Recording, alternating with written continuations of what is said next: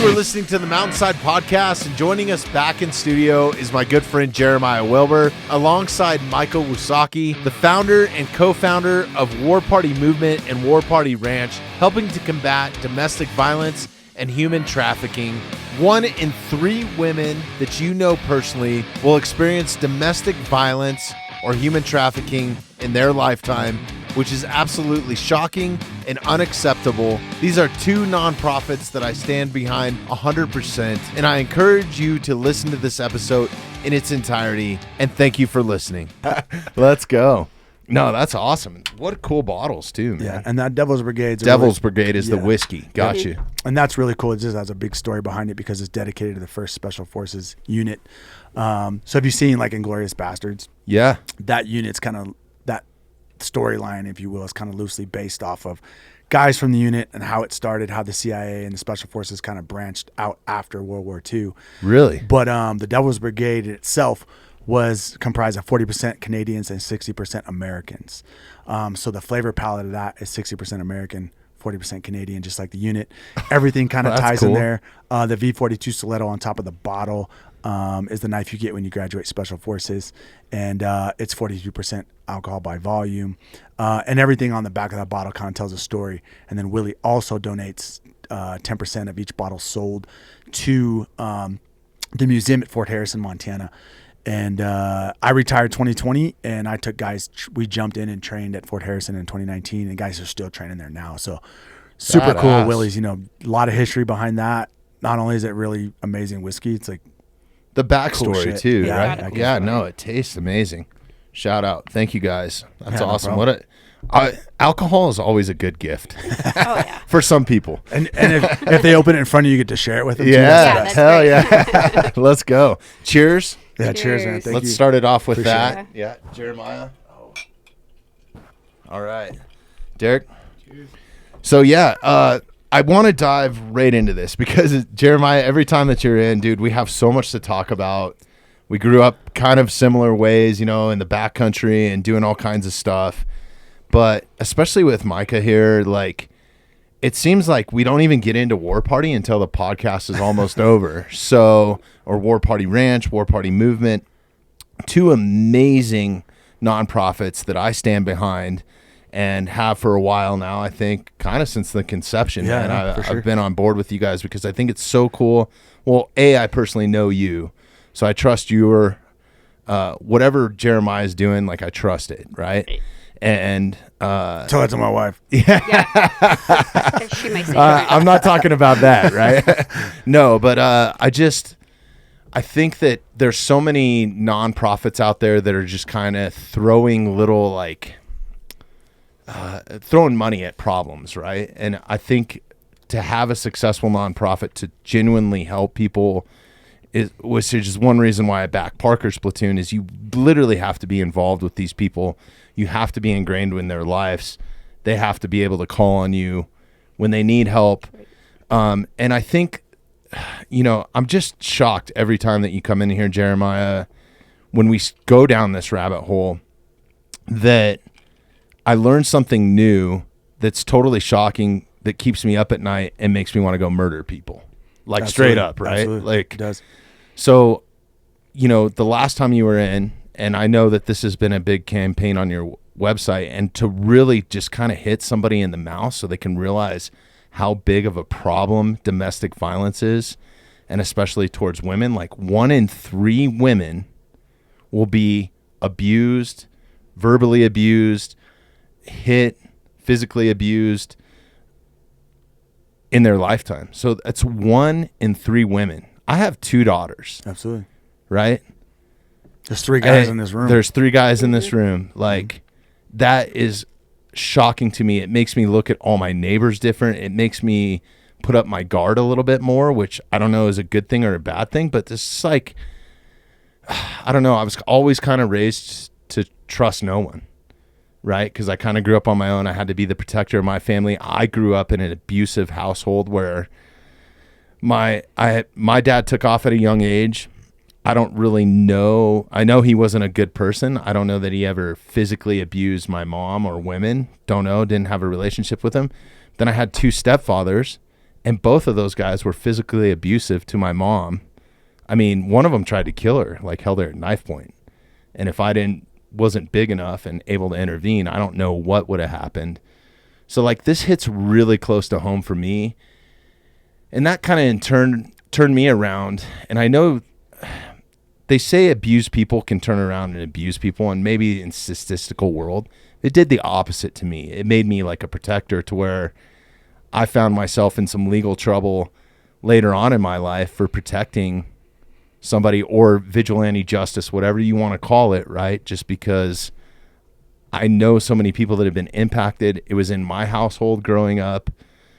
So that 1 in 3 is real in my life. I know. So now if I'm in a group of 5 guys, I'm like, one of these motherfuckers is, you know what I mean? Like, maybe not. I mean, hopefully you're surrounding yourself with good people, and shit happens. And, you know, as we sit here and drink, I think alcohol plays a big part into that. Drug use plays a big part into domestic violence. All the stupid decisions I've ever made in my life has been when I'm intoxicated, you know. Other than that, I'm pretty straight edge, you know. But yeah, so I just kind of want to dive into that. I don't really know kind of where to start the conversation. I have an idea, so I want you two to kind of take the platform here a little bit, and just you guys drive it wherever you want it to go, or if there's anything important that you want to bring up, because we've done so many of these. Yeah, for sure.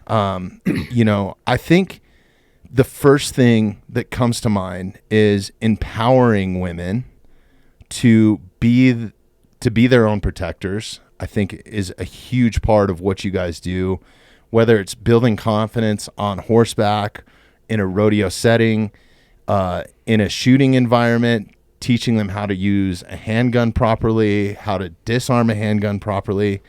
I think that that's sometimes more important than actually knowing how to use it, is how to disarm something, right? Absolutely. Eliminating safety threats, taking them in the backcountry, hunting, you know, just facing adversity in different things, and also at the same time empowering them. But even more importantly, if it's not a woman that's being empowered by physically doing it, just the influence that you're having on other people, and also at the same time raising awareness about domestic violence and how close it can hit to home. Absolutely. You know, I think another thing that's shocking to me about this is there's so many problems in the world, right? Like you can go down a million rabbit holes. There's a cause for everything. There's a cure for everything, kind of type of thing that's out there. And a lot of it is I can't say this word. This is the CTE kicking in. Compartmentalized. There you go. Hell yeah. That's why I need good friends. So yeah, I think that a lot of it is to a demographic, right? So like if you're living in an inner city, homelessness is going to be a problem, right? If you're living in an all black community, you know, gang violence might be more prevalent than it would be in an all white suburban neighborhood. It is, right? Let's just be blunt and honest. The problem with domestic violence is it doesn't matter if you're living in Beverly Hills, if you're in a mountain community, if you're in Alaska, in the Arctic. I mean, it can literally happen anywhere, and it does happen anywhere. Mm-hmm.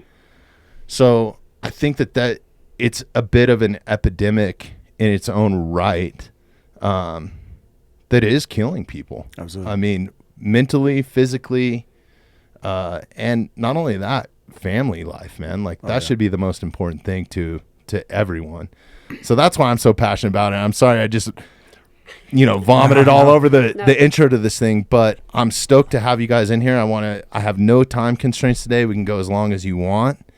So I think the first thing is, what does War Party Ranch do to help empower women and also kind of get them out of whatever cycles they might be in, and help them just kind of open their eyes to there's a world outside of whatever can be happening. Want me to start? Yeah. Mike is a little nervous. Yeah, it's all good. No, So- you just make it make sense. She doesn't look nervous, dude. When you tell me she's a badass, She is.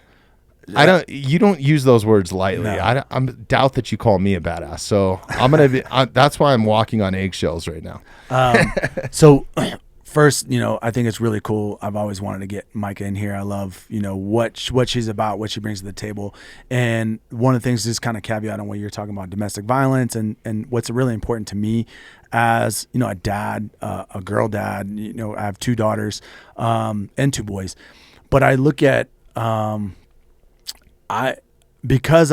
Native, because I was raised where like anybody of authority, anybody in your life, regardless if they were your blood relative or not, is always an aunt or an uncle or a tia, tio, however you want to say it, in my family. So what's really cool about Mikah is like, I always say she's my sister. My kids call her Tia, like she can whip my kid's butt. She can, hey, what she says goes. And what's important by that is because I think when you talk about domestic violence, these are all like learned behaviors or things that you've come to accept as the norm. And the problem with that is because you don't have an example of what right looks like. So in your lifetime, if you've only been raised around that abuse and what happens, you can kind of go in 2 directions. So like you did, you kind of have that, like, my dad was an alcoholic, I'm never going to touch alcohol in my life because of what happened or whatever. And there's other people who are like, hey, I know my dad was an alcoholic, but like, they just send it because that's what they know. They don't even consciously think about alcoholism or how could it affect them. And then there's people that can go right in the middle of like, no, I can have a couple of drinks, I can control it, it's not a big deal.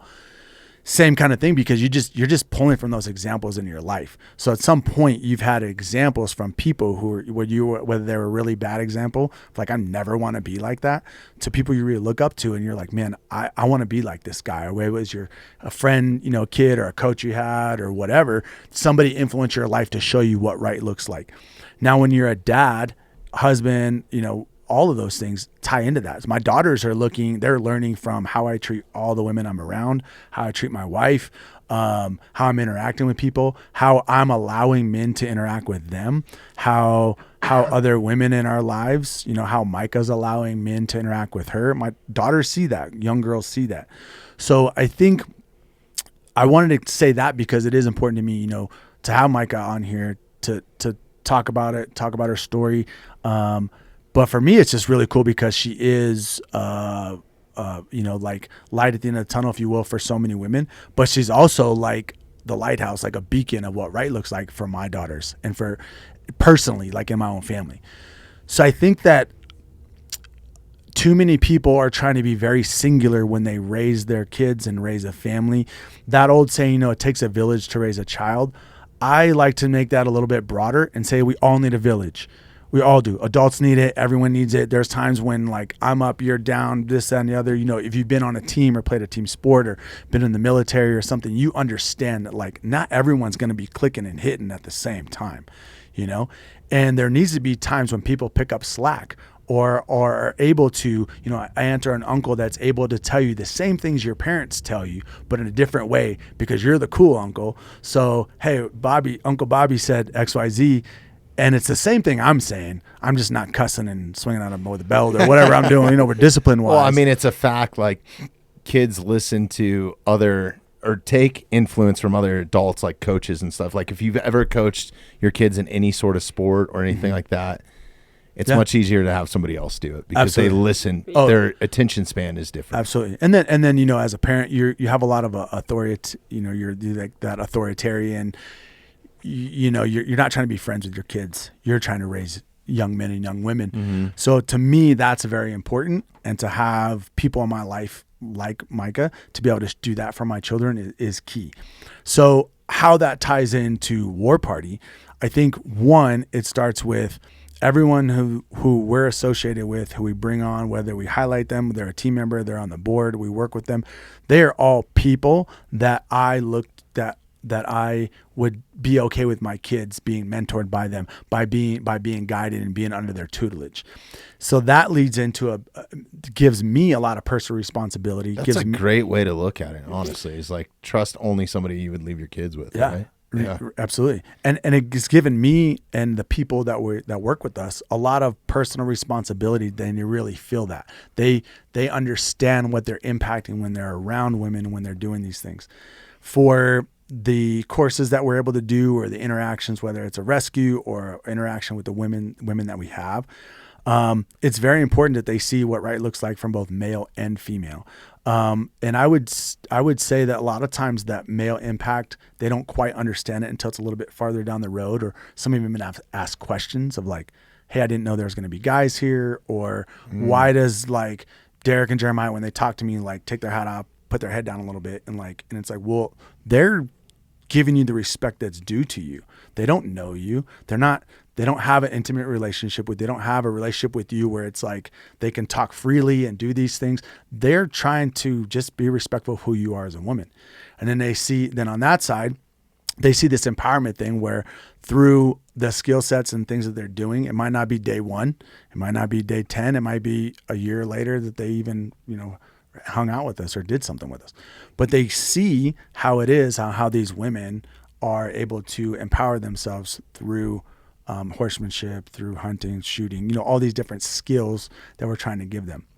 Now, is it going to be the fix? Is it going to you have to do a lot of your own legwork? You're going to have to do a lot of things on your own. But what it boils down to, like I said, the root of it all is all these people are people that I want my kids to be mentored and under their tutelage. And so I feel very confident when we do have women that we're around and that we're working with, that all the people that we help facilitate our program has that same ability, if that makes sense. That they are that it's quality a family person. mentality, a team mentality. Family big time. I mean, even though you guys aren't blood related, you call her your sister. Yeah, absolutely. Absolutely. I think I do that with my closest friends, like, what's up, brother? I say that all the time, and I know it's a cliche thing to say, but I only say it to people that I genuinely mean. Right. Like, I consider you family, you know what I mean? Absolutely. So I totally understand that, man. I think that's probably the most empowering thing to somebody, is just knowing that you have, like, nothing makes me feel better than walking into any sort of situation, whether it's going to see a fight or whatever, and going with your crew, right? Of people that you genuinely want to be around, people you want to celebrate with, but also people that have your back, you know what I mean? So I think that there's nothing, and we've dove into that so many times with guys transitioning out of the military and stuff, is like they tend to be very successful, but not money is not success. A huge Instagram following is not success. Right. Friendship is really the success, and building a team around them. Those are the guys that are the most happiest, right? And I think anybody is just striving to be happy in their life and have some sort of balance and normalcy and feel good about what you're doing, right? So yeah, I think that that approach is key.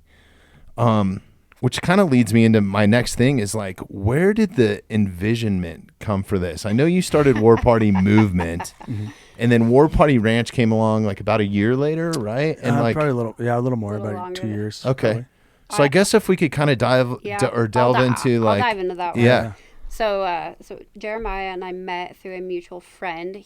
Sorry, I'm going to have you pull this mic just a you're little good. bit closer to you. He reached out through our friend Sarah, and he needed some riding lessons because he had a documentary he was getting ready to go on for veterans, veterans that kind of come into civilian life and end up in the ranching community. And so he was going down to Alpine, Texas. I was going down with You were going to Texas for horse riding? Well, Yeah. I was going to go Cowboy. He was going to go Oh, Cowboy. shit. Cowboy capital, one of the elite places in the country, and I didn't want to show up like a gunsel retard who doesn't know what the hell I'm doing. Yeah. And I was like, I got to find someone to teach me. Yeah. I need a mentor. Yeah. Yeah. So we spent. He came out to the house. I don't know, for a couple weeks, and we got him squared away, and then that kind of just started our friendship. And he told me a little bit about what he was doing with War Party Movement, and he shared kind of his goals a little bit. Because with the War Party Movement, he can go in, he rescues these girls, get them to a safe house, and they can only stay for a couple weeks, maybe a month, and then there's nowhere for them to go. And so he shared his vision. Well, backtrack. I come from a very broken family, and I was in a severely abusive relationship through my 20s, and I could relate, and without even intending to do so, my my trials have brought, broken people to me, and I've been able to share horses with them. And so we kind of it just started, we started spitballing these ideas, and pretty soon we were putting together a board, and it was just happening. And we've just kind of rolled with the punches since, and it's been a wildly crazy adventure.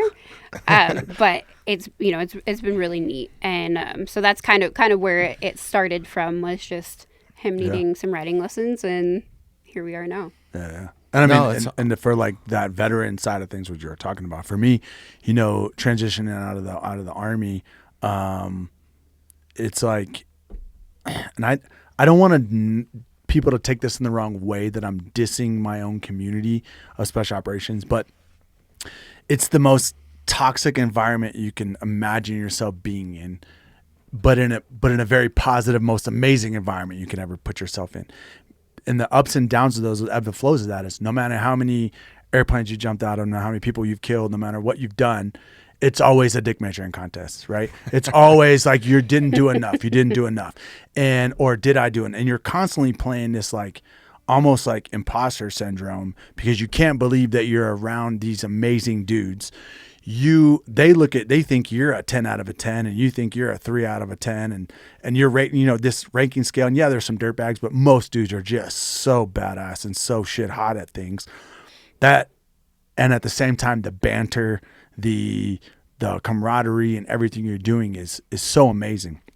So for me, it was like, yeah, you have this toxic thing you grew up in, and that's hard to shake, because civilians don't understand that. That competitiveness is only with very few guys, and all those guys are professional athletes, and very few of them play in a team sport where they have to have that same cohesion. There's only a handful of guys in the NBA, there's only a handful of guys in the NFL, and everyone else is operating on kind of an individual system. Like you're looking at the Olympics, most of those sports are all an individual base, right? Like, or UFC fighter, like once the cage locks, man, like it is me against another dude, and that is it. It's my own head. Where veterans, and especially in the special operations community, they don't understand that until you get out. Once you get out, it's just like, oh shit, like, and the whole time you're in the Army, the whole time you're in special operations, in whether you're a SEAL, a Green Beret, a Ranger, doesn't matter. They teach to you and preach to you that like, this is your Super Bowl. This is the most elite you will ever be in the world. This is the most important thing that you are doing. All the while, yes, I have to do those things. I need to be elite, but like being an elite soldier makes you a shit dad, a shit husband, a shit friend, everything else in life you fucking suck at. You have no idea how to do it. I'd rather be deployed than fucking pay my cell phone bill or talk to anyone about their problems. I don't give a fuck, dude. Like, I just want to go on mission and fucking kill bad guys. Like, do bad shit to bad people. Mm-hmm. And you don't know how to remove it. So for me, my biggest thing with War Party was I saw a little bit of like getting back in the community, trying to do some of the work my mom and my dad did. And then at the same time, kind of after doing this, navigating my own space, I like find horses, and then I find a mentor. So for me, it's important that people understand that like where this comes from, where the purpose comes from. And I think it's very important that they understand that like everyone we bring in, we try to share that same purpose with. Mikah has her own story, and the things that she's dealt with in her life gives her the same type of purpose that I have, because we almost have this like weird blank slate of like, well, shit, I guess I got to fucking start over, yeah. And I went from, which is probably one of the hardest things to do. Yeah. Like, right. Absolutely. Like you start gaining momentum in life, and especially if you're in an abusive relationship, because the way that the world is set up now, and America specifically, is it's like, it's a 2-income household. Like the banks have set it up that way. When you go and buy a mortgage, like, well, how much money does she make? How much money does he make? It's not, or even if you're in that traditional marriage where it's a stay-at-home mom, you're solely reliant on that male figure in the house to provide, like what, you know what I mean? So I think like what, just exactly what you're hitting on, you, everyone, and I just kind of running through my brain of like who's on our board and who we're with, and or even the guys who come out and help train or this, that, and the other, they all have that same very similar experience in life. And it is why blessed on the War Party Movement side and to be able to kind of filter in some of that with War Party Ranch is I do have these amazing guys who are dads, who are really cool dudes, some of the most badass dudes the planet's ever seen, that are now looking for a purpose, right? Like I can get a job anywhere in the world killing bad guys with my resume, and so can all my friends. Mm-hmm. But it sucks. It's not a team. It's about money. It's not fun. It's not what people think it is, contracting and doing that. And creating some purpose for these people, and then also letting these ladies see that. And these guys that are very, like I said, like some of the most badass dudes on the planet, being vulnerable, showing that, being able to just be like, I don't know what I'm doing. Like, you know, there's times all the time I'm like, bro, I don't know what I'm doing with this.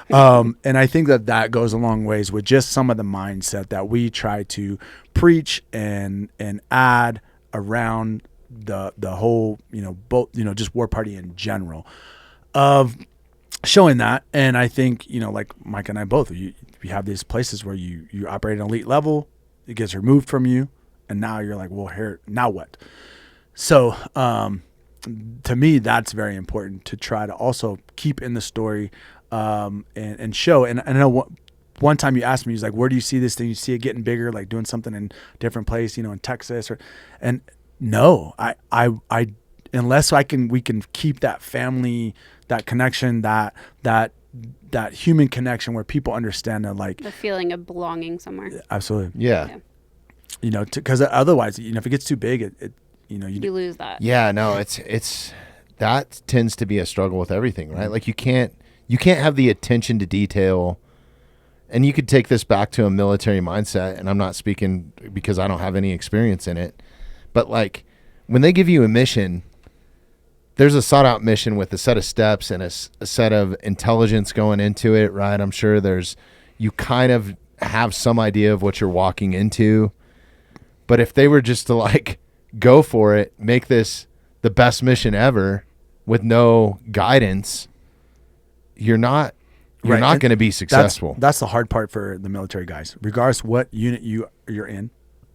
Most elite units in the world, whether you're in Delta, you're SAS operator, SBS, it doesn't matter. You have structure and you have left and right limits. Mm-hmm. You get out of the Army and those are gone. No one cares. You can shoot heroin right now if you want to. You can do whatever you want. There's zero limits to what you do and don't do. Right. And that's tough. Guys to navigate, can't man. navigate that. I mean, I was in prison for the most part for 22 years of my life. And I don't think by being in the military or in the special ops having community, constraints, left and right constraints. It's you are conformed, you're institutionalized, you belong to this institution. A lot of those traits and things are so similar to women in domestic violence situations. And the psychology behind it is very similar. And then we were kind of joking earlier, like the brain trauma behind that. And you know, special operations guys suffer brain trauma more than anyone else in the world does. But most people, because we're so uneducated as a society on brain trauma, you know, like people don't get it. You know, if you've been knocked around, you had the snot kicked out of you, whether it was in the ring training or it was like your husband, your boyfriend, whatever, like that brain trauma, dude. And sometimes just having talks with people about it, they start to open up. They're like, wow, okay, I get it. So I think like for me, that's what's really kind of key on some of the psyche, some of like where the mindset is. And that's just kind of what I want to talk about. It was a little bit different with War Party. It was like, hey, give you a little bit more like the mindset on all of from myself to, you know, sharing, you know, some of the stories with the ladies on the board and how it goes. I mean, we're all kind of in the same boat. You know? The one thing that I love what you're building, dude. It's badass. But I know the one thing, and you personally, I know that you're too proud to say it, that you guys struggle with is budgets, money. Like that makes everything twice as hard because you have these huge hearts that are ready to do all kinds of badass shit. And, you know, but it comes within a limit to where I know you personally are both coming out of your pocket to fund this thing. Yeah. And, I urge anybody that's listening to this right now, open the show notes. It doesn't matter if it's $1 whatever you can, donate, please do to these guys. I don't vouch for very many nonprofits. There's direct links in the show notes right now where you can go directly to the donate page and donate right now. And, whatever, I'm not asking somebody to pull out all their savings and dump it into this or whatever, but just a little bit goes a long ways. I think that that's one thing that you had in the military is you have, like, I know some guys from some communities that they were like, dude, our budget was whatever we wanted it to be. Mm-hmm. If we needed mini birds to take us to wherever, that's what we had. If we needed bulletproof Hiluxes, that's what we had. Absolutely. Right? That's one thing that you guys don't have here. You still got to go out and get all those tax dollars, if you will, or whatever, or money or some sort of income to come in and support that. And I think that that's probably one of the biggest struggles with that, where, that's tough, right? Like, yeah, it is. I would say it is tough, but at the same side, the same time, I don't know that I would have it any other way. Like, it's a very rewarding, this is going to sound weird, but for selfish reasons, we have created this family. Family is not always blood. Like, some of my closest family is not blood related to me. For selfish reasons, we've created this family that helps heal. And I mean, it doesn't hurt, it's not I don't think twice about it when we spend money on it. Mm-hmm. And so, yeah, obviously the bigger the budget, the more people we can help. But I don't have a single ounce of regret for spending every cent that I have, because we started something. That's awesome. And I didn't mean it to come off that way if I did, but not at all. I mean, and I think to kind of caveat on that, there's zero, I think not a regret, something I can't fix it. There's nothing we can do about it is, so many people reach out for help. And it's because our social media and the things that we've done a good job on those side of things. We made ourselves look a little bit bigger than we are, to be honest. Mm-hmm. And I think that part for us, and I think is the hardest shit, to read the DMs, to read the emails, to dude, it'll tear your guts out. I can't, I don't have the money to go to the Crow Res and help the lady, the girl who just emailed us. I don't have anything for it. What can we do? Okay, so make some phone calls and everything's trying to do network, and is there any, and it's just, that part sucks because, and at the same time, comparison's a thief of joy, right? So I can look at other nonprofits, I can look at other things, and I can get pissed about it. And I can be like, are you fucking kidding me? All these fucking SEALs and Green Berets get to go fucking hunting. I know how much money they make. Fuck those guys. I can do that, And that's the darker side of me, because we have to fucking deal with that. And that's the part that there are bigger problems in the world. Correct. It's people need to look outside of their bubble and really gauge. I think that's why I'm so passionate about this, because domestic violence is nowhere around me that I know of, because I've rid it in my life. Right. Yeah. Right. And I did that from a young age. But I know it's probably next door. Yeah. I think I think that's the craziest part, is it's amazing now that we've created this, the amount of people who reach out and the amount of people who are close to us that reach out that you never knew that they, that something was happening. And I think that that part is that, like Jeremiah is saying, that's probably the hardest part, the girls that do reach out, but even locally, the girls who reach out. And so we try to do what we can to facilitate and help, but we're only capable I of think so much. We talked about this last time about how many people reach out or how many women reach out. And I still think that you guys are doing amazing things, even if you don't have the budget to go kick down their door, roll a piece of shit, and get them out of the situation. You're still giving them advice. You're still somebody that they can talk to. I think that is the absolute first step in talking to you in previous podcasts. If you do find yourself in a domestic violence situation, it's just kind of raising your hand, letting somebody know, hey, this is a problem. That could save your life. Absolutely. Right? Because they might be the ones that call the cops or file a report or send social services to an abused child's house or something like that, right? Like, and I think that that's one thing that you've ingrained in me a little bit, because my unruliness and my hatred towards domestic violence got me in trouble. Then I had to go sit in a room full of them in anger management classes to get my serenity coin. Absolutely. And now I'm surrounded like 30 of these dudes, right? That I want to kick every one of their heads in. But all of them had a story. All of them had a justification for what they did. I'm not saying that it's right. But in their own mind, I'm like, these people have some sort of mental thing that is not the same that I have, right? And it's to kind of caveat on that. That is why, for me, it's important to try to bring around as many special operations guys and things that I can, because I understand how toxic of an environment we came from, but how amazing it was. But also understand the compartmentalization of being able to turn your brain off and on, and we never deal with anything. We just throw it in your back of your rucksack and it fucking stays there, and I never unpack that shit, and I just fucking walk with it, dude. And it's the reason why, it's the highest suicide rate in the fucking world is special operations guys. So for me, it's important to try to ingrain that, because we're also, you and I just lost a mutual friend this month. Yeah.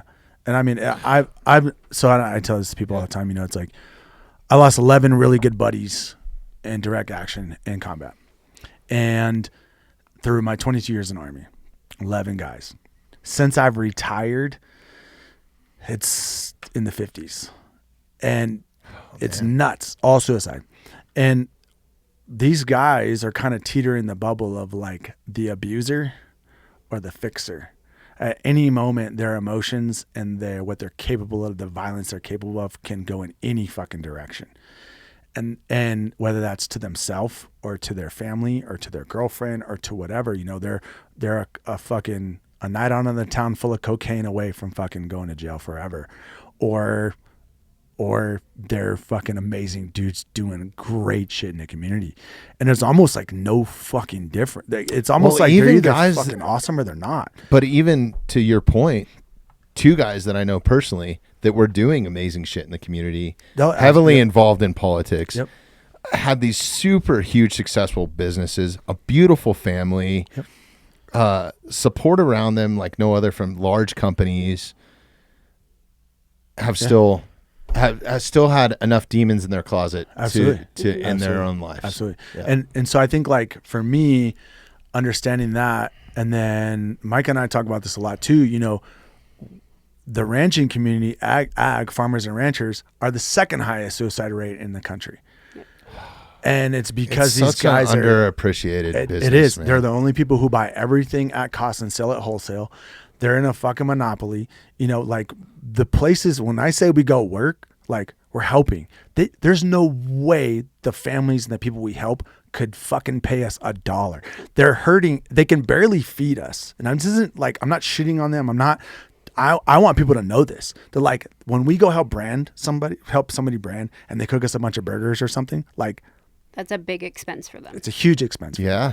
Like they don't have that. They can't pay, cowboys $100 to come out there for the day. And that's dog shit wages for day work. And, well, it used to be like, even up here, it's like they kind of stick together. They have that family mentality. It's like, okay, so-and-so's cows got out. We're going to go help them because they know, right? It's the same. And brandings used to be like that. It was like a party, right? Yeah, it's the same. Hey, come over. Let's eat some Rocky Mountain oysters and fucking I'll let beer. Micah take this one, because my favorite thing about that world and why I think like the vision of War Party Ranch kind of developed a little more was like horses. I wouldn't be where I was without that. I wouldn't be where I am without a community full of people who are just so humble and so grateful and gracious. And can relate to you. But I mean, it's a different level, but it's very relatable. Coming out of the military, to like the family that he was used to having within the military, to same thing goes back to like having this, this family. Not blood, but we all have, each other's best interest at heart. Like it's, there's I would not be who I am or where I am if it was not for those people. You know, I drew a bad hand at life thus far, and, you know, grew up in a broken family, bad relationship, you know, screwed around and really wasted a lot of my life on people who didn't deserve my time, beat cancer. I have a crazy rare autoimmune disease now that's kicking my ass most of the time. But at the end of the day, I am so blessed because I have this family and this community that has taken me in, you know, and that without that, like, you know, we talk about suicide and all the craziness. I have no idea where I would be. Like, without having that, like, that is what I thrive on. And because of that, we've been able to build War Party Ranch. Everybody needs a cornerstone. Yes. That's amazing. I mean, to go through all that and to still do what you do, what kind of keeps you, what kept you moving forward and just that drive? Because I don't think a lot of... I say the horses, and then the feeling of, like, you know, when I got out of my bad relationship, it was really lonely. And then these people took me in who didn't need to. They didn't have to. And I wasn't alone. And then realizing that I'm not alone in the things that I experienced. You know, finding that, like, in some sense we can be together in that brokenness.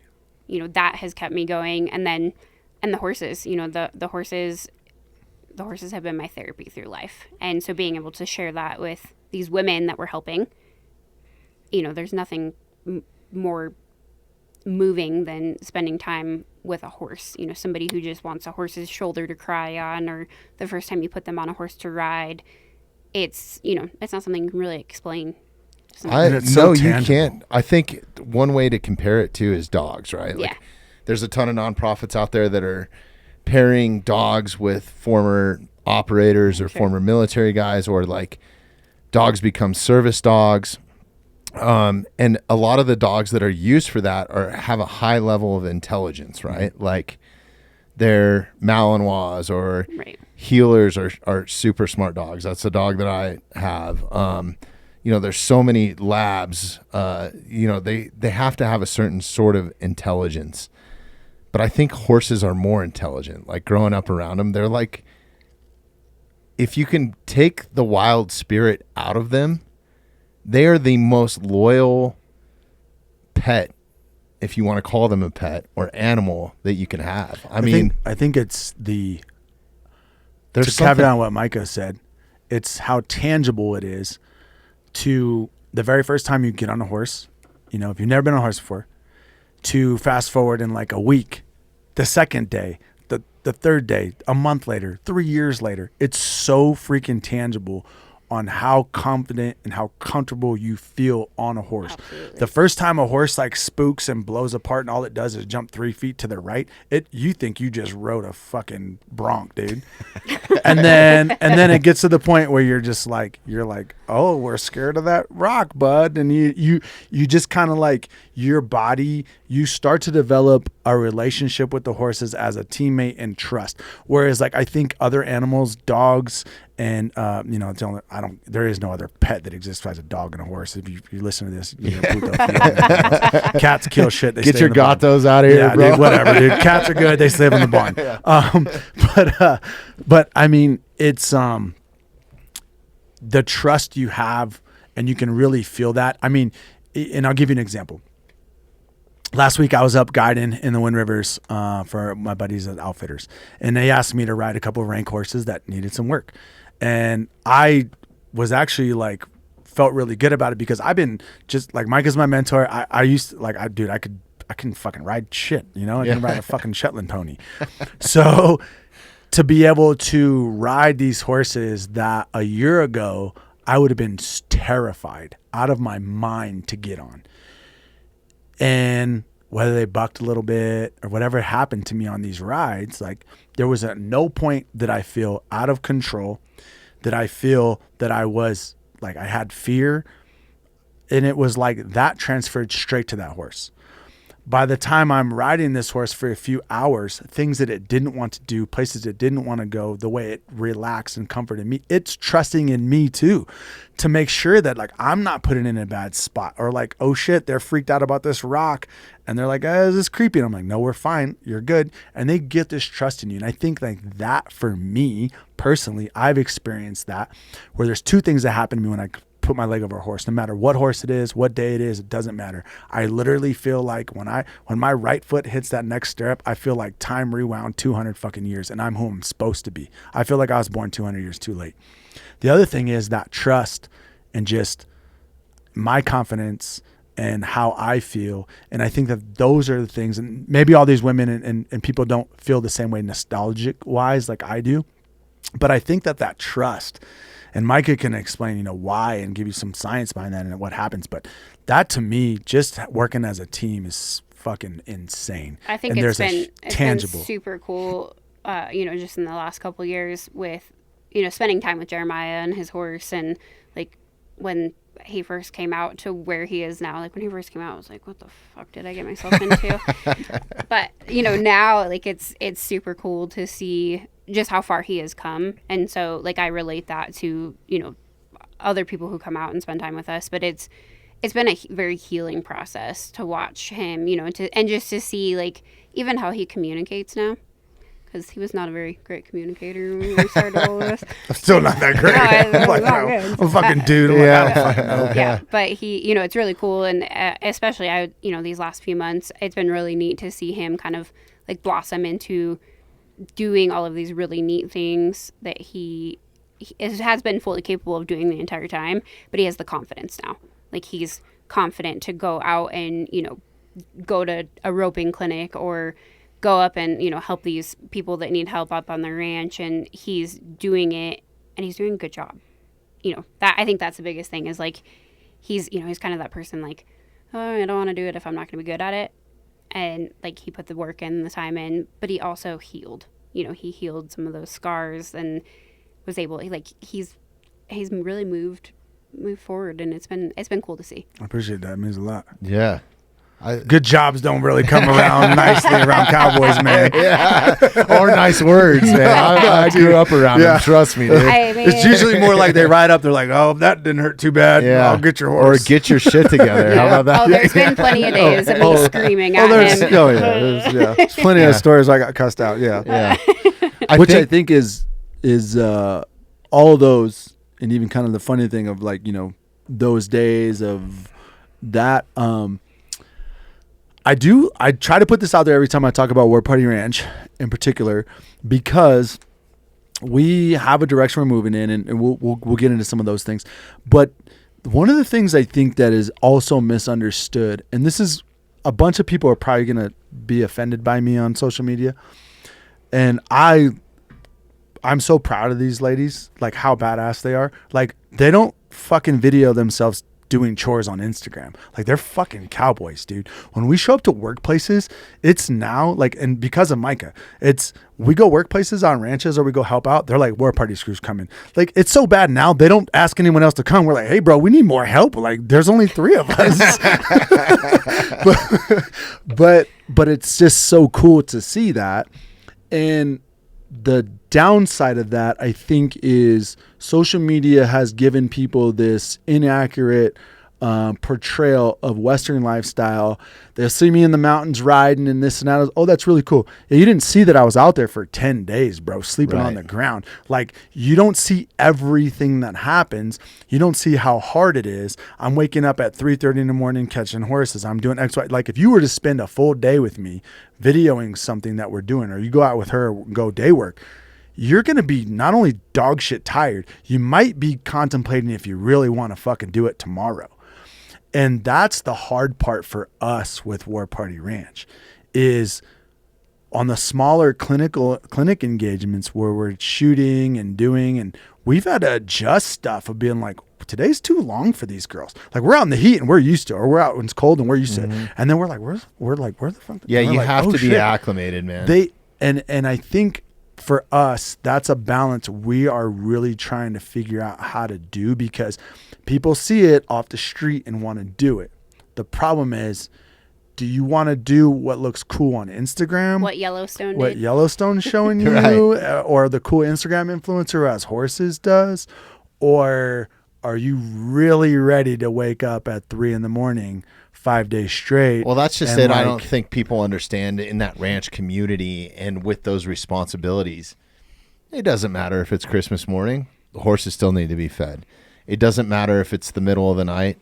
Somebody's got to protect the herd. It doesn't matter if, like there is no clock. There is no punch in, punch out. There is no, hey, I'm just going to stay in and watch the football game today and I'll put off work till tomorrow. You can't. I mean, animals die. Your livelihood dies. That's your bank out there, right? At that point, whether it's a crop or whatever, that is a hard life, a hard career. But also at the same time, I think as much effort as you put into it, there's some reward that comes behind Super it too, rewarding. right? Like you feel good about yourself. Like I accomplished this. I accomplished one of the hardest things you could possibly do as a human to maintain and provide. And I think that we've also lost that connection. And I think that that's why there's been such a fascination in social media. I get hit up all the time, just a little bit that I talk about hunting on here. And I hunt like 2 weeks a year. Yeah. Right? Well, I guess I go a little bit more than that. If you look at it, probably about a month because I do hunt locally. But I get hit up all the time. Like, hey, how do I get started? What's the first bow should I buy? Should I buy a Hoyt or should I buy a Matthews? And it's like, I get hit up all the time. And I'm not even trying to be in that space. Right. I'm not a Cameron Haynes. I'm not a John Dudley. I'm not a, Aaron Snyder. It's like, I'm not trying to be in that space at all. But I think that there's no bigger connection than providing for others. Absolutely. And providing for your own family and knowing where your food came from. I think that that's what we've done for thousands, hundreds of thousands of years to survive. And just recently, it's in the past couple hundred years, you could go to the mercantile and you could buy some dry cured bullshit, right? Like some oats or something maybe that was delivered off of a farm. But before that, good luck, man. It's like you're on your own. And I think you hit on like why it's so powerful, why the things that are in our mission statement, from horsemanship to hunting to self-defense, are in that, because those are all things that are rooted. I'm Native, so it's a little, I get off on a little bit of tangent. Sometimes I forget that people weren't raised the way I would. They didn't have my mother. I understand that. My dad's a white mountain man who grew up the same way I did. But, and it's like, because I grew up so connected to nature, so connected to the creator, so connected to where food comes from. And I had probably the first 7-8 years of my life, my dad, the meat on our table was what he provided, whether that was through working on a ranch and getting, being able to, get a half a cow or get paid in a cow, or like elk and bear and mountain lions and stuff that he shot or my mom shot and put on the table. And I think that those things, if we can empower women to, and just people in general, I don't necessarily just mean women, but when I say women because of War Party, if you can empower them to understand that and they feel that, like how cool is it that it's unbelievable. It's the most gratification that I get is when I'm putting down self-harvested meat on the cutting board for my family, and we're not even like sitting at the dinner table. Like they're getting off the Xbox. They're going to stop crocheting or whatever the fuck they're doing, right? Like they all have their own little things that they do, and they all come and they cannot wait to the knife can't go fast enough, dude. Like, you know what I mean? So it's like, that makes me feel so good. But then just the connection that I have, where I've thought to a point, like I had Donnie in here and we went on this bison experiment. We did the bison experiment through CU Boulder, and I've talked about this ad nauseum because it is one of the fucking coolest things I've ever done, and one of the most humbling things. We processed and field dressed, boned out a bison using nothing but stone tools. That's super cool. For 8 hours straight. Like sorebacks, fucking huge 1,600 pound bison, male bison, not like some yearling or something, dude. And I mean, everything, rib meat, all that, right? And I was sitting there, I was like, the first night that I brought back straps home, this is like 2 days from the experiment, cooked it up for the family. I'm sitting there eating it. I'm like, I wonder if this tastes different to me than it does to them, because I smelt it when it was first dead. I had this experience. It was so visceral. I was so tired. And now I'm sitting here enjoying it. It's like none of that goes to waste. My dog is still eating bison tendons and the tail and like, I mean, everything, right? Like I appreciate that so much, and it means so much to me that it's the only way I want to eat now, because it just a steak. If I go to Texas Roadhouse, it's the worst steak I've ever had. And nothing against Texas Roadhouse. They make a good steak, dude, at an affordable price. But it's the connection to the creator. It's a connection to just the earth, nothing man-made. And I feel like that's why with what we're doing with the women, you know, it's not this crazy austere, like, you know, we're living in teepees type stuff. But for most people, for 99% of humans and Americans, it is very austere. Mm-hmm. Like, it's crazy. Like, most people would never go out to where she lives ever and get on a horse and ride her pasture. Like, that's that connection. So when you talk about the connection to nature, the creator, to what's really grounding you, what really heals you, what really makes life go around, I think we just get so inundated with modern life that there's like everything's the right angle, everything, you're just seeing the same stuff. You get this, and you keeping up with the Joneses and whatever it is. And then you add on top of that trauma, substance abuse, whatever, financial stress, everything. There's just layers and layers of layers. So even just that connection to, you know, swinging your leg over a horse at a round pen at her place, dude, it's fucking nuts to see how that is. And I just take that in as like, yeah, like I said, I'm Native, I get it, I'm a little different, but for me it's like, that's just the creator, man. Like, you're getting back to where we need to be and rooted where you need to be at.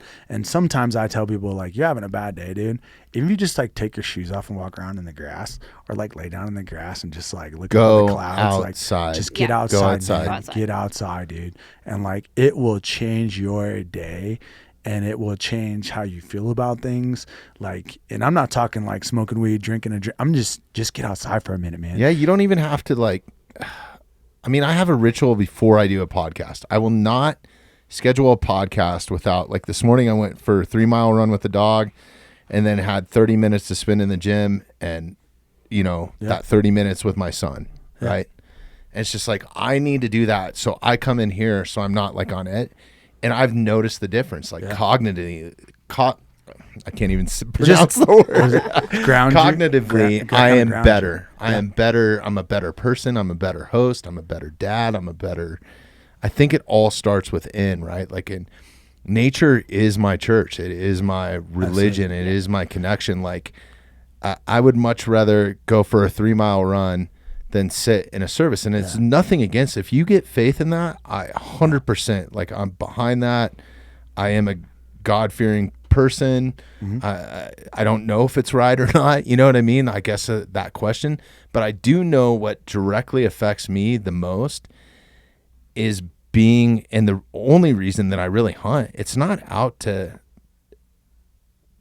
have success or this bloodthirst thing or to kill something or to be like, look at what I got, or like, look at this trophy. None of that matters.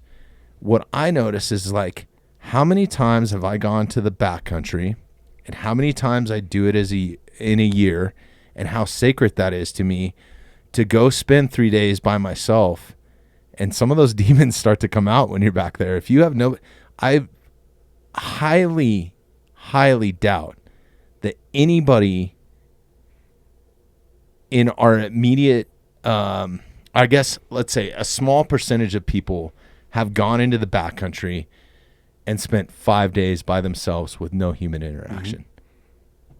I bet you there's very, very, very, very few people. I can think of a handful of friends that have done it, but outside of that, some of my own family members, you know what I mean, have never experienced that, where they're by themselves.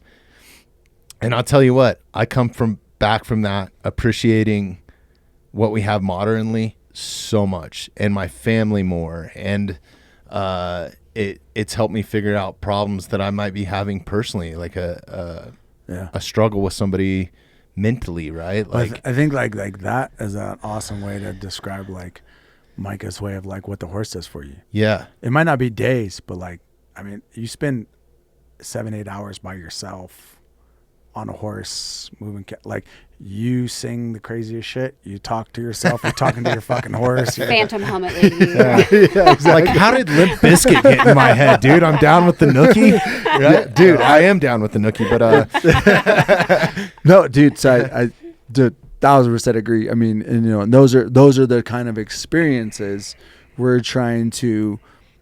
I think selfishly, and I don't want to speak for Mikah.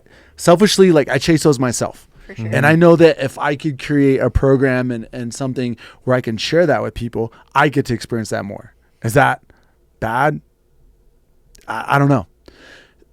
But I do know what it's done for me. I know it's done for her and for literally every fucking person on our board. Like all of them. The same shit. Whether it's fucking running around the woods barefooted with a bow. Like I have a friend, Marissa. She doesn't wear fucking shoes. She goes fucking hunting. She spent same shit. Like, and she just, that's her thing. It's just like, I know Marissa. Shout out. I just want to be barefooted in the woods, you know, like doing shit. And I think like every person that we're around, like selfishly, we chase that, but also unselfishly, it's like, dude, I want to share this with people. Like, how the hell can I share this with somebody? And then that's where, you know, full circle goes around when you're talking about money. It's like, well, shit. And giving them a place to learn. You know, I think that's also a big thing. You know, had it not been for like a couple of the families that raised me, I would have never had those opportunities when I was younger. That led me into now like craving those things. You know, so being able to give that opportunity to people to experience that's a big thing. 100%. They don't have that. And opportunity I think to learn. not to cut you off, but I think in the right way too. And I even have. I have my own issues with this when it comes to, I guess I really don't, because I'm pretty much an open book. But I do, like, when I get around a group of, like, operators, I'm like, I'm not one of you guys. Like, I'm the inferior person in the room. You know, like, I don't have the same connection that I do with some of my hunting buddies or whatever, right? Like, I'm just cut from a different cloth. I am not them. I'm not trying to be them. So in those instances, I kind of feel like inferior when I step into a fly fishing shop. And I guess I really don't, but like, I know how intimidating it is because people that sit in those positions sometimes will make you feel stupid on purpose because they're getting off on it, right? We were all beginners at some point. Right. So I think that it's intimidating for me, a 265-pound man that has been all over the world in some crazy situations. Why is it intimidating for me to walk into a fly shop and ask for a dry fly, dude? You know what I mean? It's my own inexperience in like, fuck, I don't know what I'm asking. What's that shit that goes on the end of your fly line? And you know, like, you don't want to be a dumbass, right? You don't want to. So I can only imagine what it feels like for 120-pound female to walk into a situation, especially when it's an alpha situation or an alpha thing with bad experiences behind her. Yeah. So I totally get like breaking that down and just having the confidence, right? And then to bring it back to the confidence and animal connection, you have to have it on horseback. The little bit of experience that I have, like, if you do not have confidence, you're fucked, dude. Those horses are so smart. Own you, bro. They will take your lunch and run with it. They can feel it in your ankles. They can sense it, like, when you walk in the door. But also the unconditional love. Like, I had a horse growing up in high school, little tiny quarter horse, badass, jet black. His name was Easy Money, came from a professional rodeo career, was retired, became my horse. But just like a dog, like no lead rope, no nothing, was happy to see me all the time. My dog, when I come home from a trip now, my blue heeler, she is so fucking excited to see me that she's literally doing backflips and peeing at the same time I can't even greet her in the house. Yeah, my kids are like, "What's up, Dad?" Yeah. Or "I love you," you know. But that unconditional love that you get from an animal is like that. Yeah. I'm upside down and pissing all over everything right now because you're home. Yeah. You know, like that's a good feeling. That is an incredible feeling. For sure. So I think that's just like an easy way too, like the creator is injecting things in your life to show you just how important and how short life is. So like that saying, when I say like today's a good day to die, I think like people can misinterpret that too. But it's also like a little something that the creator's showing you, like, hey man, like might not be a tomorrow. And as humans, we don't think that way. Your animals, they do. And they're showing you that. And their lifespan is so much shorter. I mean, and they're just, how long does a horse live? 20 years? 20 if they're 20, in 25, like, if they're in incredible shape and well taken care of, right? Yeah. Dogs live what, 12, 15 years, maybe. Like, God, but they live life to the what a life, man. Yeah, and they're just such a cool animal because they, you know, I think it was like, I don't know, was it 2 summers ago or something? We were at Gymkhana with Arizona, my daughter, and one of them, my wife, she's around horses and stuff, and she said something. She said, "Why the hell is everyone horses suck? Like there's, and it was funny because I was like, well, Micah has ranch horses, like our horses are exposed to so many things. So all these horses, they can't stand tied. They're fucking crazy, blah, blah, blah. And then I said something to Micah, and literally when you're looking at these teenage kids, what they're fucking doing on these horses. I'm talking about like standing on saddle, doing shit that like they're about to fucking die. And the reason why they're not dead is because their horse. Equine assisted suicide. Exactly. Yeah. And doing shit they have no business doing. And you're like, oh, and it's terrifying that you're like, this little fucking girl's going to die. And Micah said something to me, and it's always stuck with me. She said, horses are amazing. And an example of that is like, I have a horse that like, if you get on, he's going to treat you like you're a piece of shit. If you put your kid on him, you're fucking, my daughter, 7-year-old, can do whatever she wants on him. Anything on him. If you put another person on him, oh my God, dude, I don't know, bro. Dude, my female dog, like any kids can go up to her, doesn't care. She'll lick their face. Yeah. She fucking loves kids.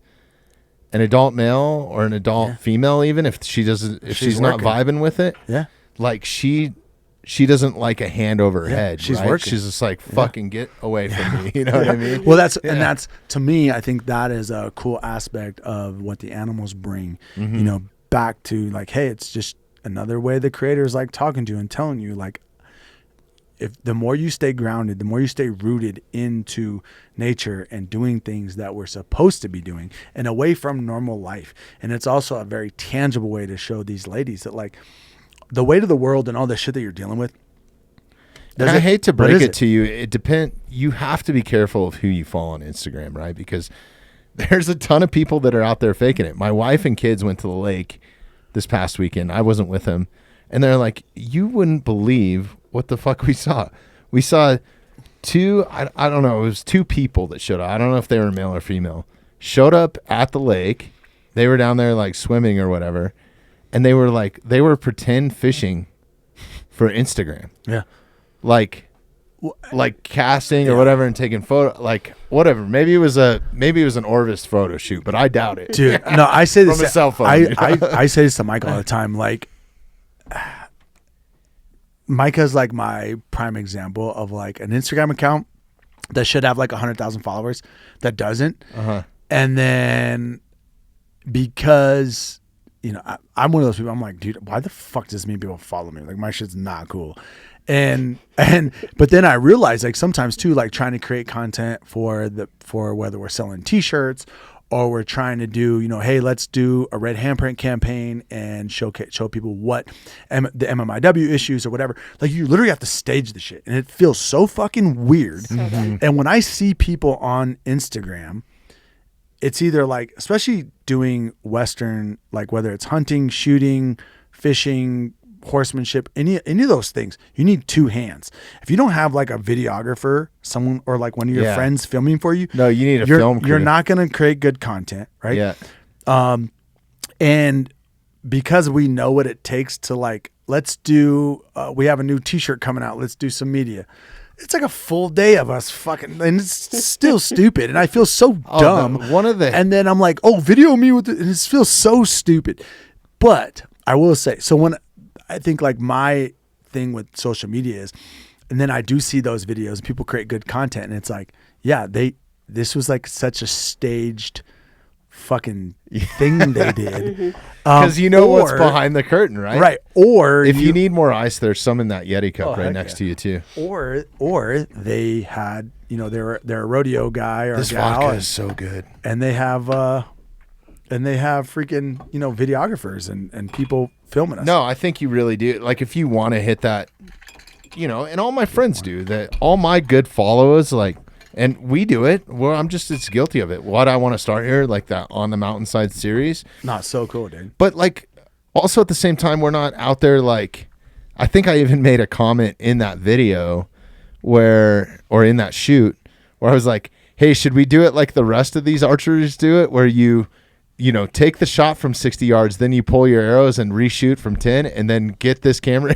You know what I mean? Make it look like you. Like, yeah, if you watch that video, there's a couple targets that I fucking blatantly missed that I never do, but there was a lot going on. Now I'm on camera. Now I'm more nervous. It's like if I'm up there by myself, it's a totally different experience. So I came up to this when I was riding the mountains like last week or whatever. I kind of thought about some stuff.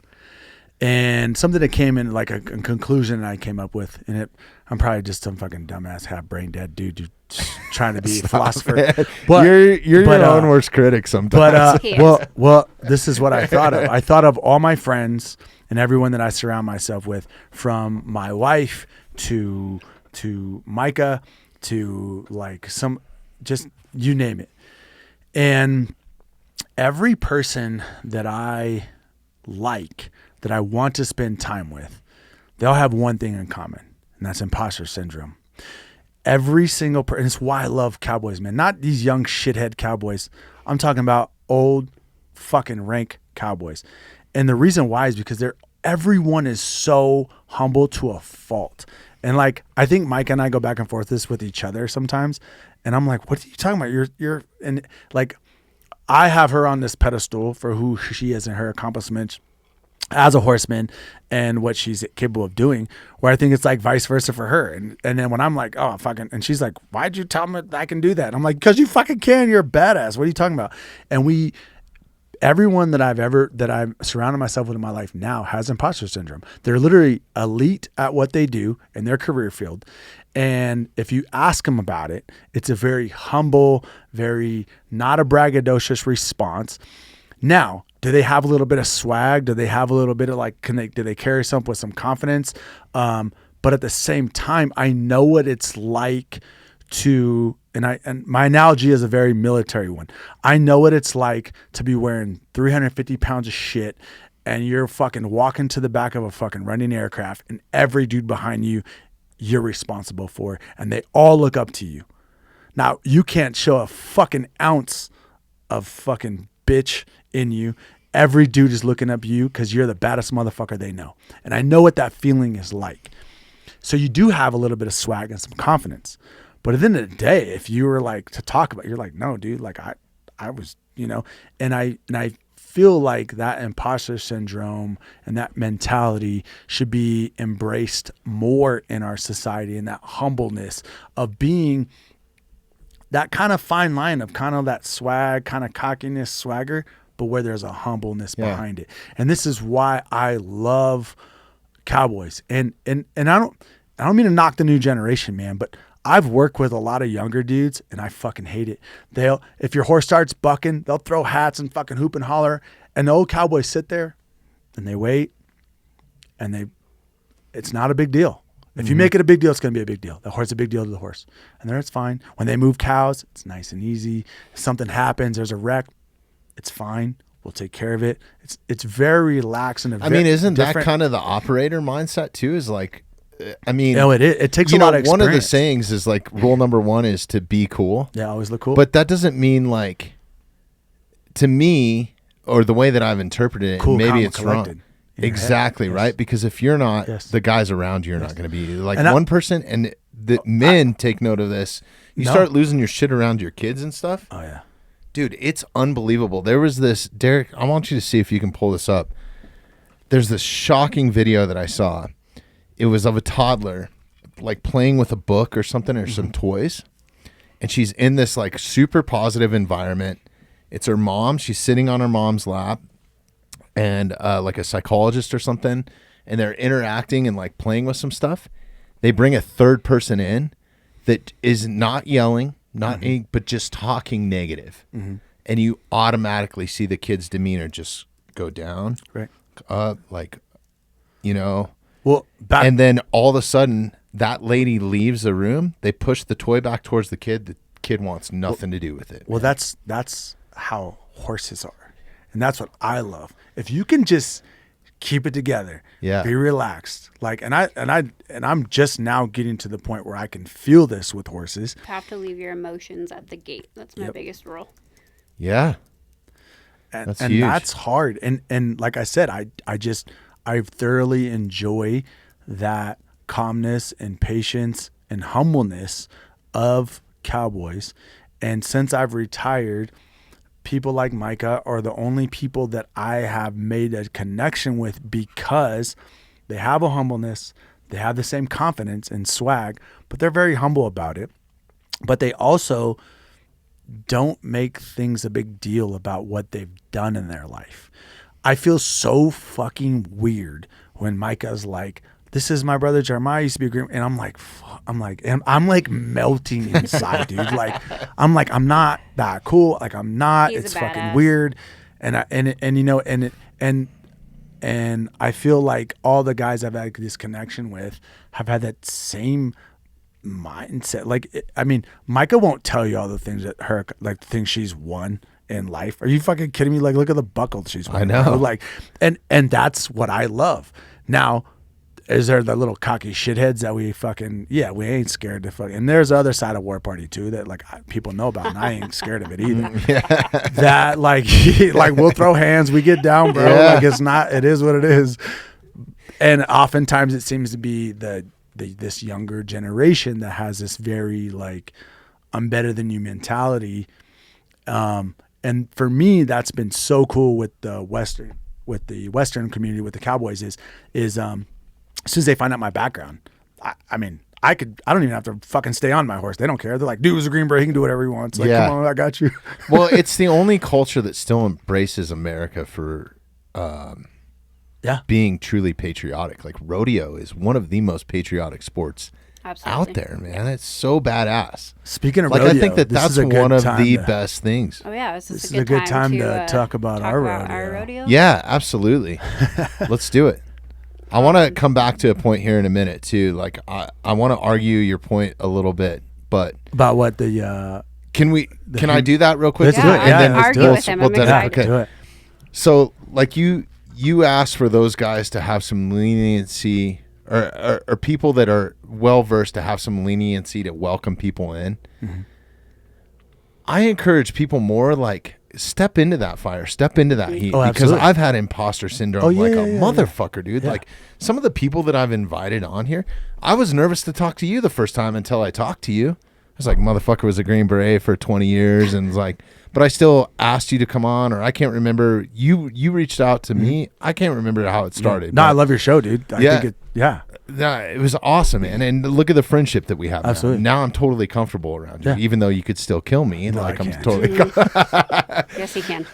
But it's if you don't walk through those fires, like just have a 2-star general sit across from me that Oh, I've yeah. had before. You know, shout out to Clay Hotmacher.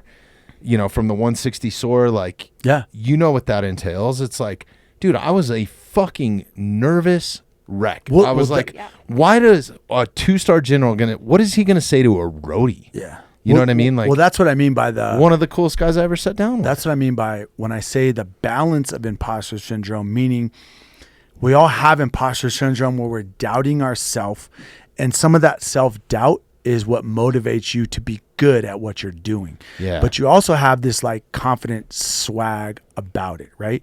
Like, and here's a fake it till you make it, man. I'm a fan of that. Like it's helped me in my career so much, and I wouldn't have gotten to go all over the world with rock bands if I didn't say like, yeah, I think I know what I'm doing, or I can do that. Yeah, I can do that. I understand. You know what I mean? And then they're like, why the fuck did you do this? I was like, well, I've never done it like this before. How would you do it? And you know what I mean? and that like, is that to caveat on that specifically is why I do love Cowboy so much, even the young cocky shit.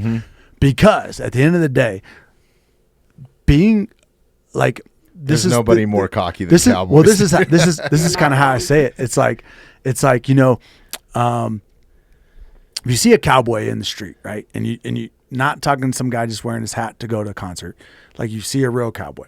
A lot of them do have a little bit. They carry themselves a little bit different. They're very polite. Yes, ma'am. No, ma'am. They're pretty whatever. crippled They're usually. usually crippled. Yeah. Yep. All my former family is. I came from a ranch family. But being tough is the number one trait. You don't got to rope the best. You ain't got to ride the best. But if you're a tough son of a bitch, that's what they all embody. Yeah. So for me, I think that's the coolest part because at the end of the day, like it is just about being fucking tough. So sometimes what you're saying about like if I just didn't just say fuck it and go out on it.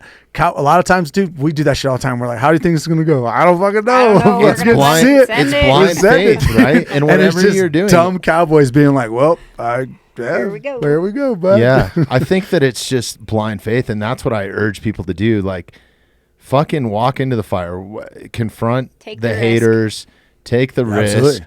and then figure out if you like it or not, man. Like, sometimes you don't know. I've tried a bunch of shit before in my life that I thought I was going to like, or I had this, like, this is going to be the next thing. And I was like, I fucking hate this, dude. This is stupid.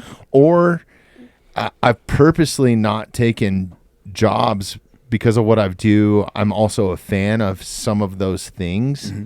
And I've had job offers to go work for certain organizations or certain artists, and it's ruined it for me. I'm like, this person's a total piece of shit. Yeah. Like, now it's just ruined my childhood dreams of all the music that I used to listen to. My mom's favorite band. Yep. Like, now I'm fucked, dude. Now I'm scarred for life. Now I want to, like, you know what I mean?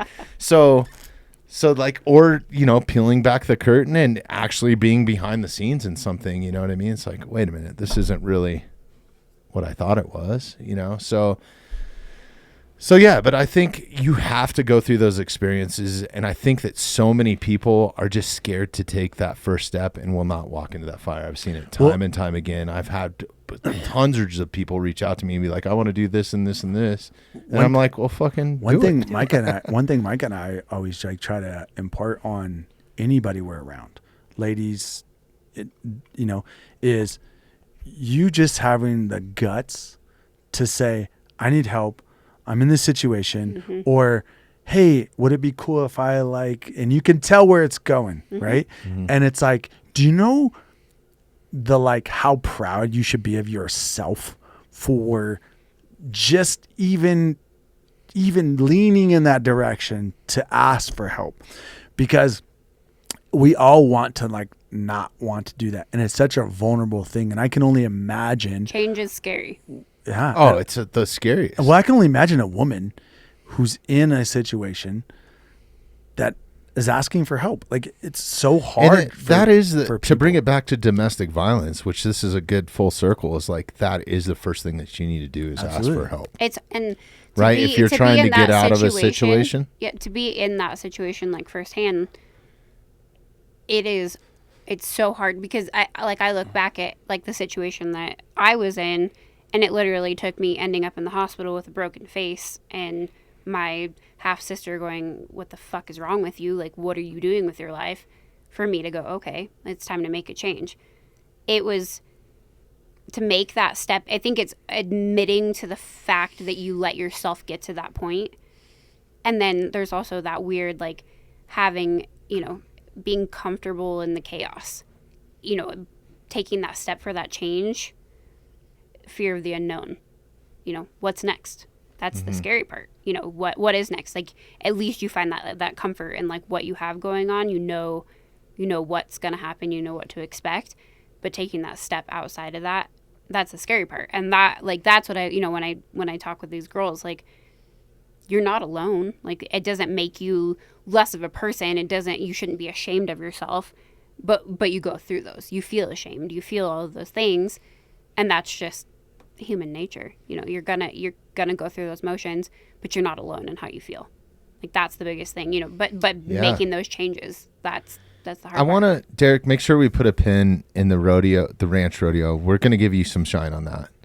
Thank you. But would you mind kind of telling your story and everything that you've been through, and not in a fact of, I just think that the most traumatizing things that people have been through in their lives can sometimes be the most meaningful to other people. Like, we've had other experiences where people that have are cancer survivors, or maybe their kids were. Mm-hmm. And for example, like, shout out to Yuli Diaz, a recent friend of mine, bare knuckle boxer, holds the combat sports world record for the fastest knockout in history. That's cool. Is a former gang member out of Miami, like, is done some bad shit, turned his life around, found fighting, you know, really got his shit kind of together. And lo and behold, once he gets his life together, his 10-year-old son comes down with osteoporosis, bone cancer in his femur. Right. And this is a person that I was scared to talk to, and we cried the second half of the podcast together. And he's a dude that is just a killer. Right. Yeah. So, like, the amount of outpour and reach that we got from people that are dealing with that firsthand was so inspiring to hear their inspiration just from listening to the podcast. So I know it's a touchy subject, and you can just say no straight up. Yeah, but I have no problem. Would you mind kind of sharing your story? Because I think that's in hopes that somebody that's listening can gain some sort of courage or get out of a situation that they might be in. So I grew up in a pretty, like, broken home. Parents are divorced, and like, my brother died from a heroin overdose when I was 13. So I grew up in a pretty sketchy environment. I had families who didn't have to, but were there for me.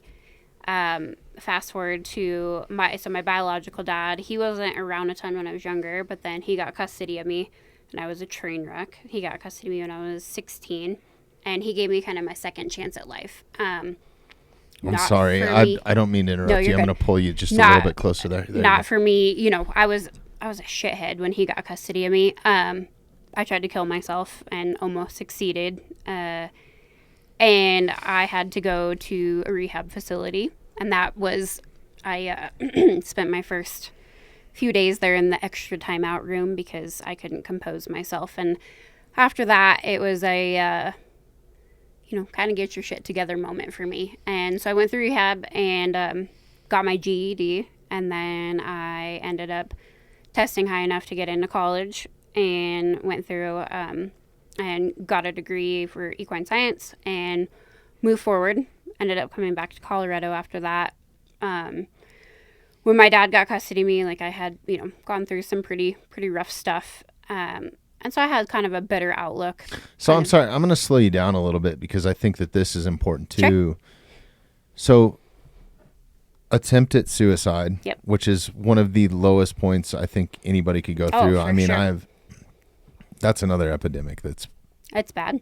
Killing us right now. Like, enough that I've dedicated a full episode to just suicide awareness. I need to do it again, and we missed it last year. I need to do it again this year. I've lost 3 people I know this year to it.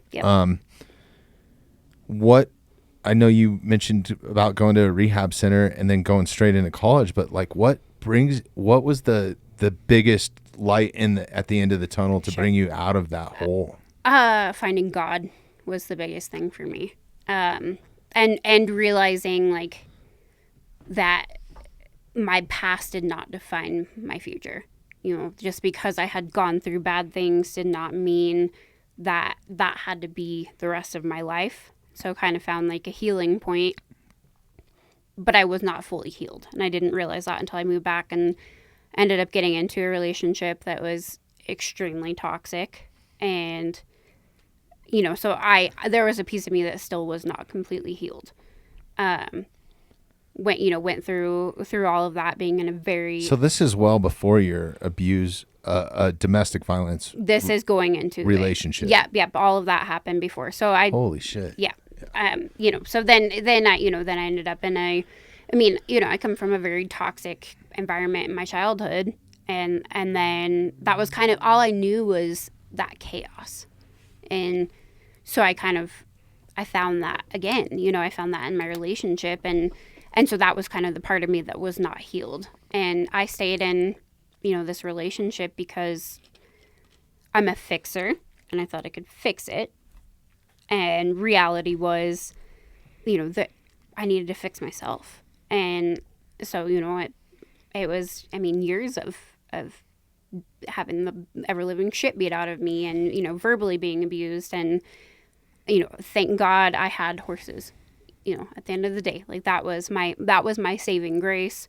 And it ended up with me being, like I said, I was hospitalized. Like, I got my face completely busted, and the law got involved, and I've gotten to the point where I feel bad for that guy, and that's weird, twisted side of me that I feel bad for him. He's got issues, he's got his own demons. And should I feel bad for him? No. But fast forward to that. So I finish that, and then I get out of that relationship and end up living in a friend's basement and get diagnosed with chronic lymphocytic leukemia and go through that battle. And, I was in the low percentage of people who get it under the age of 60. Thank God it was not a terminal outcome. There was hope for me, and I was able to get through that. That was a hard time in itself. And in all of this, I found, weird healing, and these people who were attracted to me that had been abused and molested and had suicide wishes and all of this craziness. And I was able to talk to them and relate to them on a different level that most people cannot.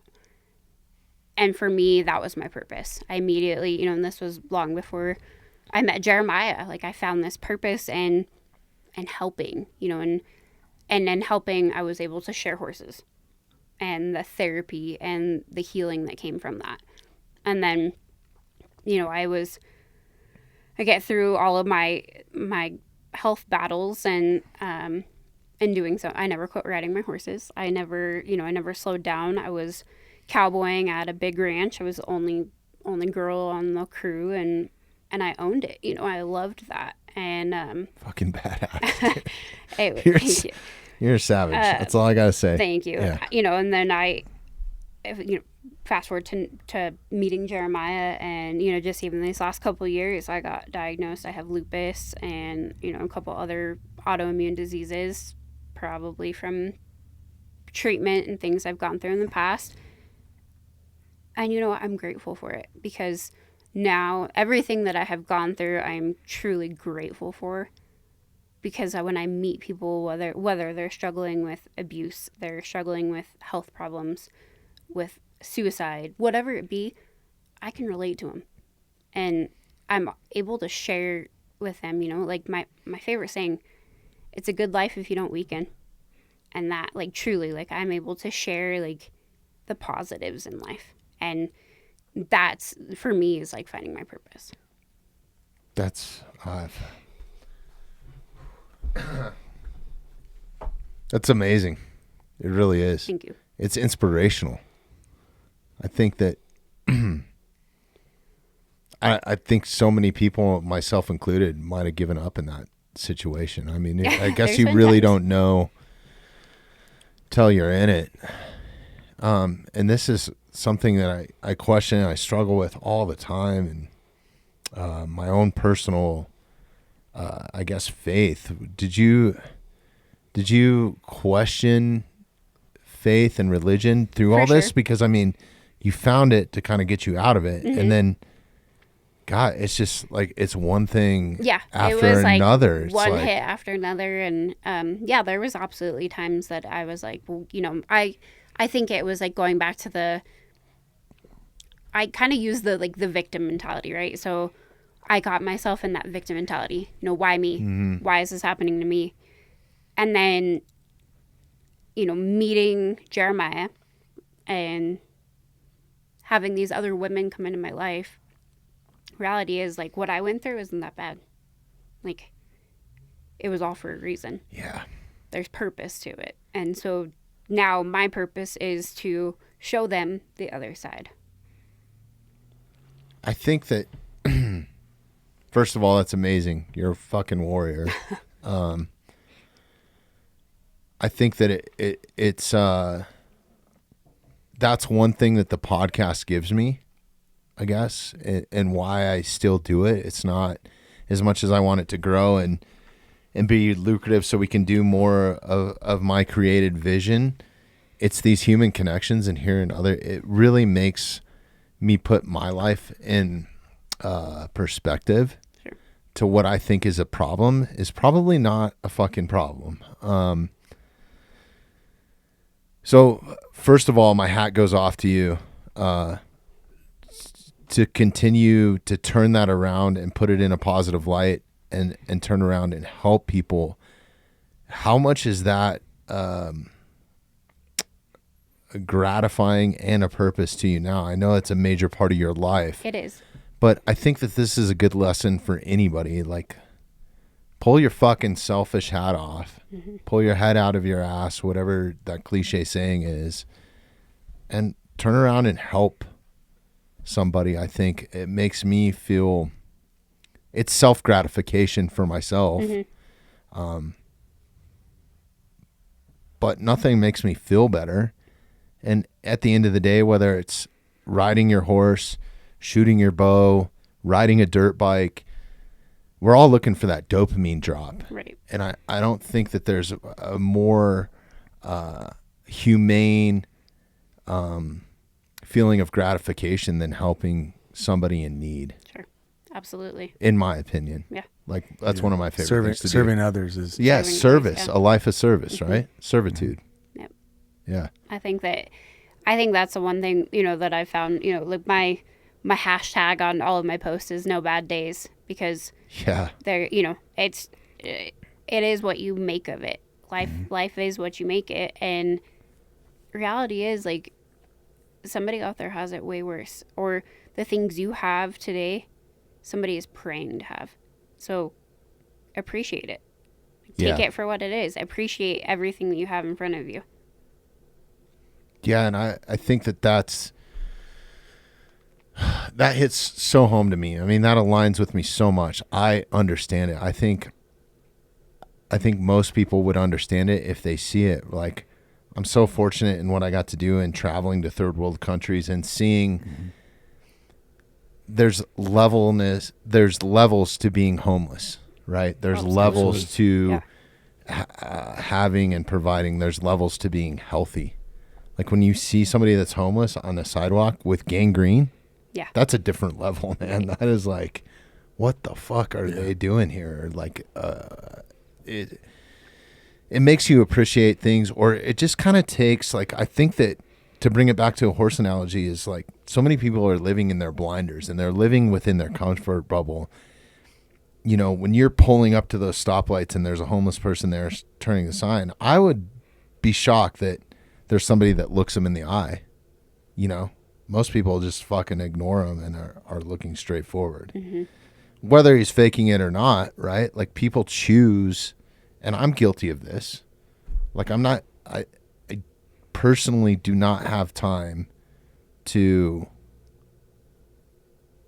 help everybody. Right.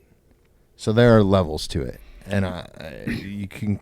And I think it's human nature to also, like, compare your levels to everyone else, which makes it really hard for a lot of these ladies to remove themselves from a situation like Mikah did, or ask for help from someone to help you remove yourself from that, because you're always going to compare what you're going through to someone else and be like, well, it's not as bad as such and such or so and so. And I think the generations, as we go along, these younger generations, they're just softer and softer and softer.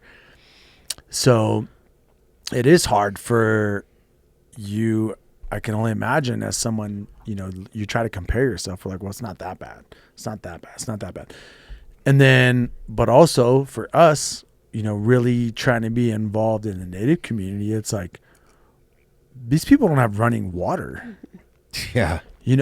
And I think like as Americans, there is that struggle of like what you're dealing with and you compare it to like, oh, my life's fucking terrible and blah, blah, blah, blah. But then you can look at someone else. And I think that is really cool and really inspirational for someone like Mikah to be able to like, to tell her story and look back on and be like, well, it's not that bad. No bad days. Like, whatever. Like that's that humbleness coming out. I can see it. It's all over you. But it's also that point of like, you made me fucking cry today. Yeah. But it's that point of like, that struggle and what you've been through in your life and those, whether those trials and tribulations, like they break you or they make you. And it's up to you, to like, walk through the fire. Just absolutely. Like we were talking about, like if you want to get into fly fishing or archery or whatever, horseback riding, you have to walk through the fire. You probably, I mean, this has been proven in cancer survivors, and I know this firsthand. People, it doesn't matter about how healthy you are. Some of the healthiest people I know in my life that have helped me get my shit together in my health have been diagnosed with cancer. Yep. Mm-hmm. But they are also the people that have turned around and are in remission now, right? It's like you have to have that will to fight. You have to have that will to push through. Yeah. You have to have that will to walk through the fire. I think that is probably the driving force behind you guys and what you do at War Party, right? For sure. It's just that. It's offering that, that helping hand to help these girls walk through the fire, to get out of the situation that they're in, to know that they're not alone, that somebody is on the other side to help them see the light at the end of the tunnel. And I think that in itself is like my biggest,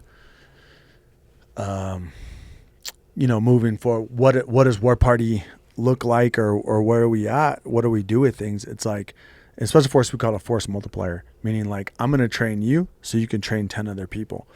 And a lot of that mentality we take in because it's like, well, you come from this problem, you had this in your life, you overcame it, we gave you some things to help you or whatever, but how are you carrying that forward? That's what's most important. It could have been, and that's what's going to make you feel the best, right? Like, absolutely. That's what I was kind of getting at. Like, I never feel better than when I give up my Sunday morning to go teach archery to somebody with no arms. And that's what, and you know what I mean? And that's what we're trying to create is these ladies who not only are trying to heal themselves, but also like pass on that knowledge and take that to the next generation. Because breaking the cycle of abuse and breaking the cycle of what's going on around you is going to be a nonstop process. Whether that's you're a guy like me, some war-torn veteran, or you're a lady like Mikah who's been in abusive relationships since she was a child. The only way to move past that and continue to strive and move forward is to use what happened behind you of like, yeah, that happened to me.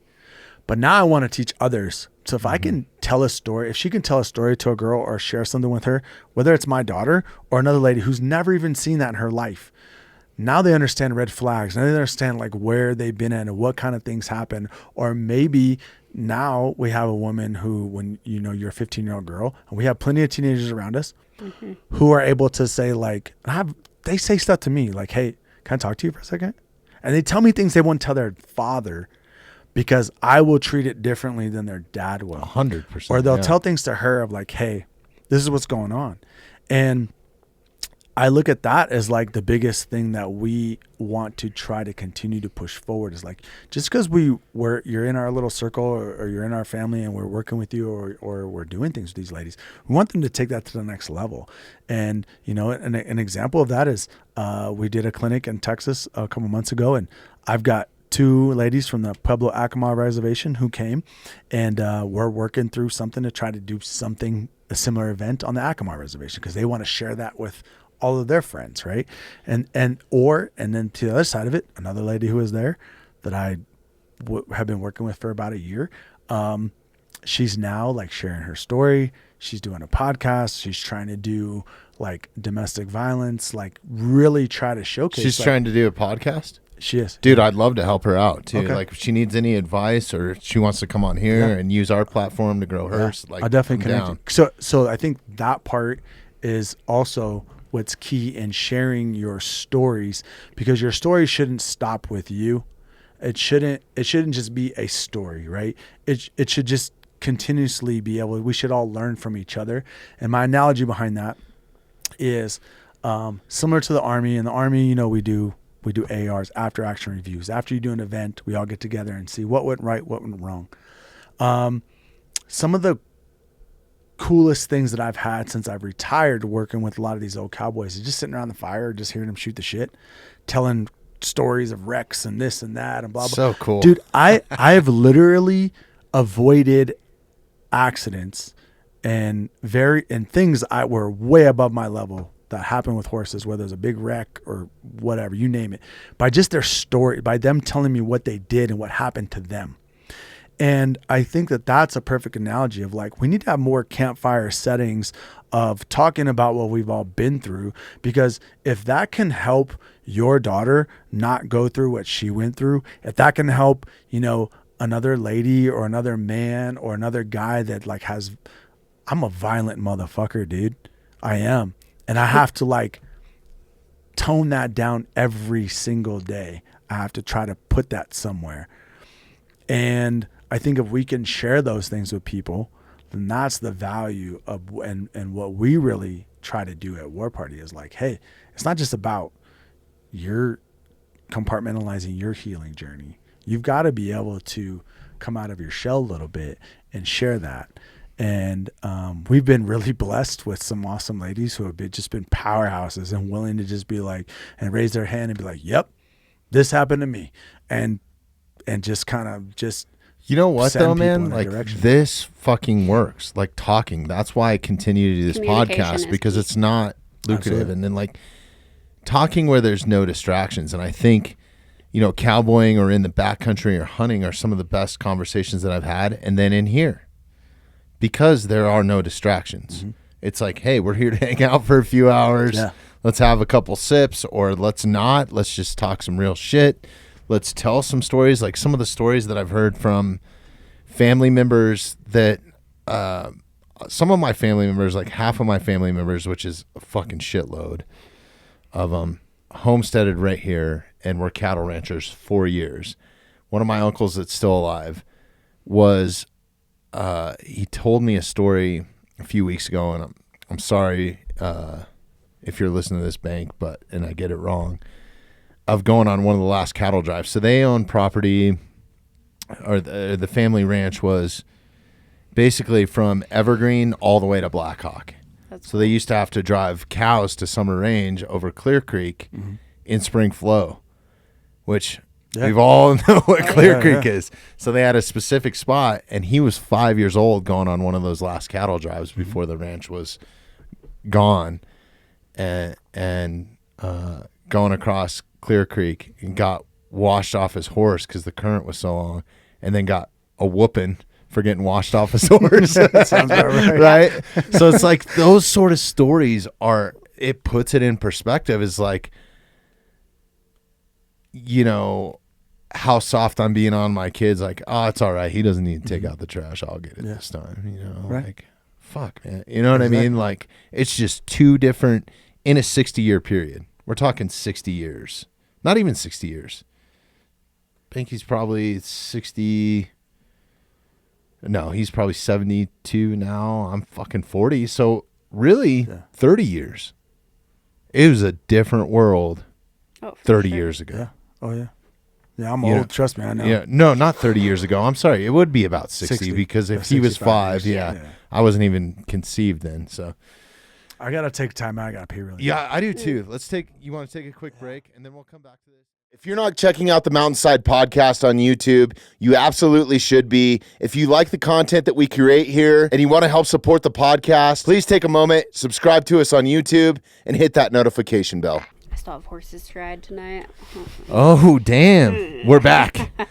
I think that was a world record for you on the most amount of time before having to call intermission on the podcast. Yeah, dude, you made it 2 hours. Normally it's Was it like 2 hours? 30 minutes. And you're like, So impressed. hey, can we take a break? Oh yeah, everyone So already knows. impressed. Everyone who hangs out with me knows, dude. Yeah. Yeah, all the time. What do you do when you're on an op and you got to piss real bad? Just Dude, piss your pants or what? You I've taken should- full on dumps in a firefight, in gunfight. Like I was just telling a story about this the other day. Like full on dunk. In a While you're firefight. still firing in a No, rifle? like I was just like, "Yo, I'll be back, guys." And I shit in a trash bag. I shit in a trash bag in the corner of a building. Yeah. And then like as we're, and I just fucking like threw this bag off the roof. Was like, "Don't touch that bag." Oh, dude, living the roadie lifestyle. There's no shitting on the bus. No number 2 on the bus. Like that's fucking Yeah. rules of the road. You'll get your ass kicked like with a bar of soap and a sock or whatever. You know what I mean? Whatever you got. So yeah, there's only a couple options. You can be really nice to the bus driver and ask him to stop, but if you're on a schedule, right? Like you got to Yeah, get yeah. to the next venue or whatever. So there's been a few times in the back lounge where it's like, hey, everybody clear out. And you're holding the grocery bag. They know what the fuck's going on. You know what I mean? That's too funny. Yeah. But He's the worst when we go day work. Oh, You yeah, just dude. know, like, if he's off his horse, like, just leave him. He's fine. Yeah, everything's fine. I'm just peeing. yep. That's one thing you cannot hide or disguise. I don't care what type of man you are. If you stand and pee, you're not disguising that, dude. Like there's like an actual like silhouette that just There's puts a off. stance. Yeah. The best for me is when like I'm out with like one of the girls and they know I have to pee all the time. They're like, I have to pee, and I'm like, they're gonna think it's funny because I do it all the time. I'm like, yeah, do your thing, lady. Hell yeah. I'll be over here. I won't used to touch it. I'll date this turn chick around. that could stand and pee. I don't know how she What? did it, but Oh, man. yeah, That's she was a savage, man. wow. Relationship didn't last too long, but it was fun. All right, so we're back. Sorry, after we Small talk. yeah, small talk, ranch talk.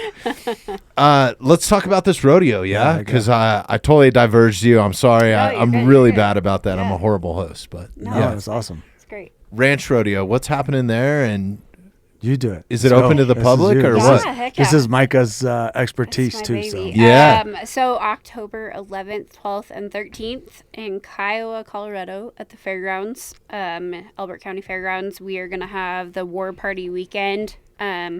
We are doing a women's ranch bronc riding school, followed by a women's ranch bronc invitational that night with a Willie's Distillery kickoff party. Alcohol you're drinking. hell yeah, Um, which is great, by the way, it's man. Go so out, good. try this Huckleberry vodka. I'm normally when I see flavored vodka, I get pissed off. I'm like, sketch. Yeah. get the fuck, just give me some Stoli or something. You know what I mean? Like, I get so tired of it. But this is fucking amazing. If I It's ever see this on the shelf, I'm so good. getting it. hell yeah. Yeah. And no sponsorship ties either, man. That's cool. Yeah. Fucking good company, good people. Super good. And then so Saturday the 12th, that'll be the kickoff to our top hand cowgirl competition that morning. Which Micah won, by the way. She's not allowed to compete in it I'm again. not allowed She to won. compete in it again because I won it last time. Yeah. So the lady asked us to partner with her. So So we're is super that like an excited. all around like Yep, type title or yeah, something? so open to kind of anybody who wants any girl who wants to compete in it. But it's cutting, a single man ranch sorting, barrel racing, and are ranch they riding. providing their own horses and stuff for the Yes. cutting and like Yep. the So they, timed it's events? all or- on the same horse. All four Okay. events on the same horse. So we'll do the first two classes of that on Saturday, and then for all of the girls who rode in the school on Friday, we're gonna do a bronc match, so they'll get to kind of compete, and then that'll be. So what in the bronc riding, is it a saddle bronc? Like are So you it's, going It's ranch bronc, so they're allowed to use both hands. okay. Yeah, so that's the only kind of switch they- up, but they're riding saddle bronc horses. Nothing wrong with that. Yeah. I don't think I could So make they, it. yeah, so they strap their rope down or a night latch. Yep. And they Okay. Yep. ride one hand's got the reins. And So are one they in a hand's got the saddle rope. or it's just It's in a Yep. saddle. bareback? in a Okay. saddle. Yeah, they're Okay. in a saddle. Yeah, so that we're really excited about that. Shout out to Brittany And what's Miller. the caliber of the horses? Are we talking like Survey bucking stock or Not is it quite. like Not They're yeah. quite pretty service. ranked though. Yeah, they're pretty Okay. ranked. Yeah, pretty average saddle bronc horses. Nice. So Yeah. yeah. So Brittany So- Miller, she's coming from Montana. Hang on. Yeah, Oh, yeah. yeah. It's not. Yeah, it's definitely it's a big girl sport for sure. Yeah. So is it women only then? Yep. Yeah. This year at least, we've gotten. What if you were a man prior? Do you? Right. Yeah. So I guess we have Get the fuck out of here. Yeah. Sorry. No, you're fine. You're fine. I'm pretty open with that. Yeah. How I feel don't know. about it. I guess Jeremiah don't have to talk about that. No, dude. I'm okay. Like whatever the fuck you want to do Yeah, sexually, so, for whatever sure. you want to identify as long as it doesn't affect me. To each But their you own. should not be allowed to compete Agreed. against women, Right. Yeah. or Yeah. say that you're a lesbian. Right. Right? Like, yeah. Anyways, Oh, you're that's besides the point. Sorry, keep so going. We'll have the bronc match for all the girls that were in the school, and then Saturday night, the 12th, that'll be kind of our fun night. That'll be the open ranch rodeo. So open to any teams, 4-man teams. We'll have a scramble format. There's going to be a lot. So of what? added I'm money. sorry. What is that? Like if I Have were you to ever compete in seen- it? Have you ever seen a ranch rodeo? No, I have Like, no idea. Have you ever heard of amazing. like wild cow milking, things like that? Oh, maybe I have seen. Yeah, so It's like a that's- relay race almost. Kind right? of, yeah. So it's Yeah. it's like real life stuff that you do on the Okay. ranch. So what? You got to fill a bucket of milk and then. So we're not going to do the wild cow milking because Okay. it gets a little crazy. But it'll be like we have to load one in the trailer, tie one down, pretend brand one, and probably put one in a pin. one in a pin, Yep. So 4-man teams, and then fastest time takes you to the short go, which is a double stray gather. So it's like a double team roping almost. Okay. Yeah, so it's super fun. We had one a couple years ago, and it was a huge success. And last year we just weren't able to get it done, so this year we're bringing it back. Well, one thing's Micah's leaving out, and this is because of her status and how much of a competitor she is. And like I said, going back to the War Party girls, like these are real cowboys. Like it's no bullshit. So I'm sorry. Can I ask you a question? You keep Yeah. calling them cowboys, yeah. Cowboy girl. and I always struggle with. Do I call him a cowgirl or like yeah? So I feel like if I talk to him like one-on-one, like yeah, she's a woman, she's a cowgirl. But Yeah. but I because of who my grandpa is and just my family, like that term cowboy is only. You got to be a cowboy. It's a sign of respect. Oh, it is. Yeah, So It's a compliment. I call her and about 3 other ladies cowboys that I know personally that I work with all the time because they are. I mean, They're doing as far shit as- that most men probably couldn't, right? Including Oh. myself. I mean, and it's so cool to see like guys that are real cowboys. When her and a couple girls roll up, they know them by name. They're like, they're good. Get out of their way. Those are fucking hands. So that goes a long ways to say that our first ranch rodeo we did, we had was it 8 pro teams? Yeah, yep. So we had, there's what they consider the pros in Like this the event, Working Cowboy Association. Yeah. Okay. So we had 8 pro teams. We had really big ranches that don't send their hands to anything, send teams.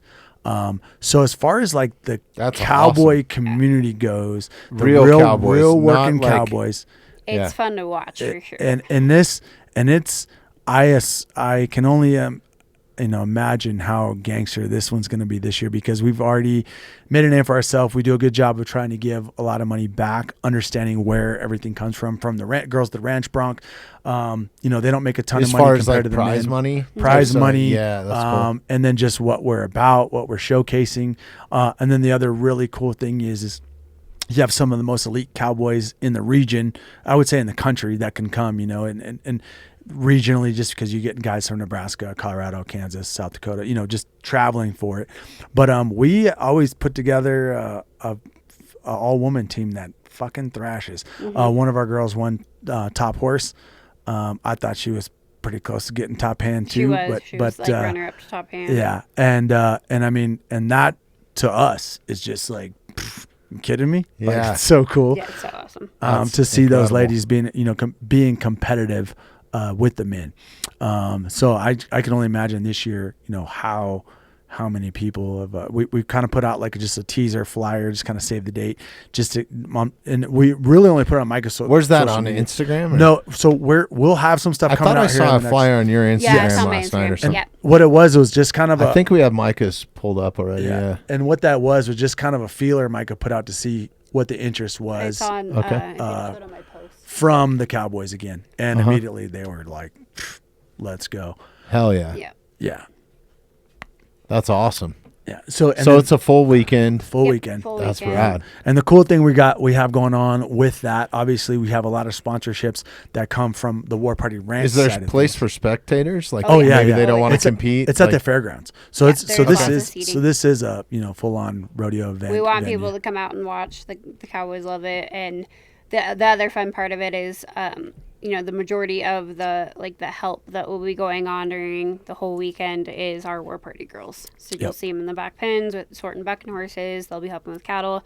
Like, it's predominantly going to be all ladies. they pick making up? this in. No, we've got to pick up men. Okay. Brittany Miller she Brittany may might help pick pick up, up, but Yeah. she's our instructor for the Ranch Bronx School, and Nice. she's awesome. But yeah, it's it'll be And super and cool. I'll throw this out there too, because we have sponsorship wise, we do have scholarships we're providing for ladies to go through the Ranch Bronc Riding School. It's kind of a cool opportunity for ladies who want to do that, to get their foot in the door at rodeo and win some money, and just or just experience it. Getting on a bunking horse, kind of face your fears. His daughter is doing it. My His oldest daughter's daughter. going to Really? do it. Yeah. That's badass. She's So never we'll- been on a bucking horse in her life, and she's No. going to enter. So we'll have we'll provide some scholarships for some ladies, whether they're we're really trying to involve the Native community in this.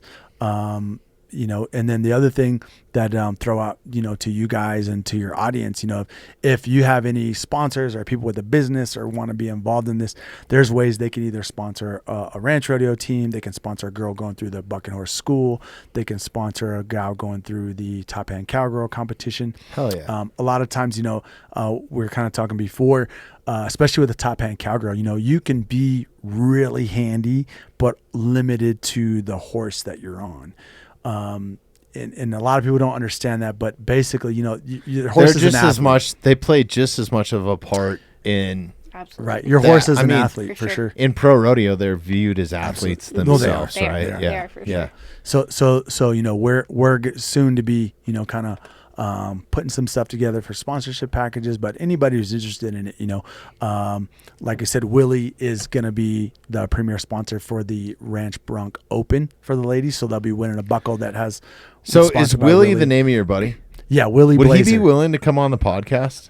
Yes, I need to get Willie to do shit. Willie, we're Willie- fucking calling Willie you out, Blazer. dog. Let's go, Willie. Let's Willie go. Blazer. I got to Yeah. talk to Willie. Yes. All right. No, that's fucking badass, man.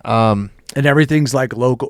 What's really cool about War Party Ranch, and what we're trying to never get away from, and what I think when I said like our Instagram gets a little bit ahead of our skis sometimes, is we do a lot with the local community. And what you'll see at this rodeo is everything from the food vendors to, like I said, the girls vendors. sorting out bucking horses. I mean, they're people we have relationships with and we work with on a weekly basis for the most part, that we also do a lot of things in the community in Elbert County. When I say we, mainly Mikah, I mean it's which is really cool to see. So we do have this very small town community vibe, and we want to invite as many people out to see that. And what's really cool about the ranch rodeo in itself, Is there an admission or something for people? that we'll want have a to- mission, and it You won't should. be Yeah. it Like won't $5 be much. bucks. Yeah, Yeah, but that helps you guys out, absolutely. right? It helps Yeah. with the prize everything money. everything yeah. goes back to these ladies. The and, biggest thing for us is, this event is, like we pay out well because we want people to attend it because we have bigger dreams to make this bigger, but this is our platform to share a story. So this is the opportunity to get a really unique group of people together where we can share what we're doing that, wouldn't normally come together. So this is our reason for doing that. It's a great concept. I really believe in the win-win-win.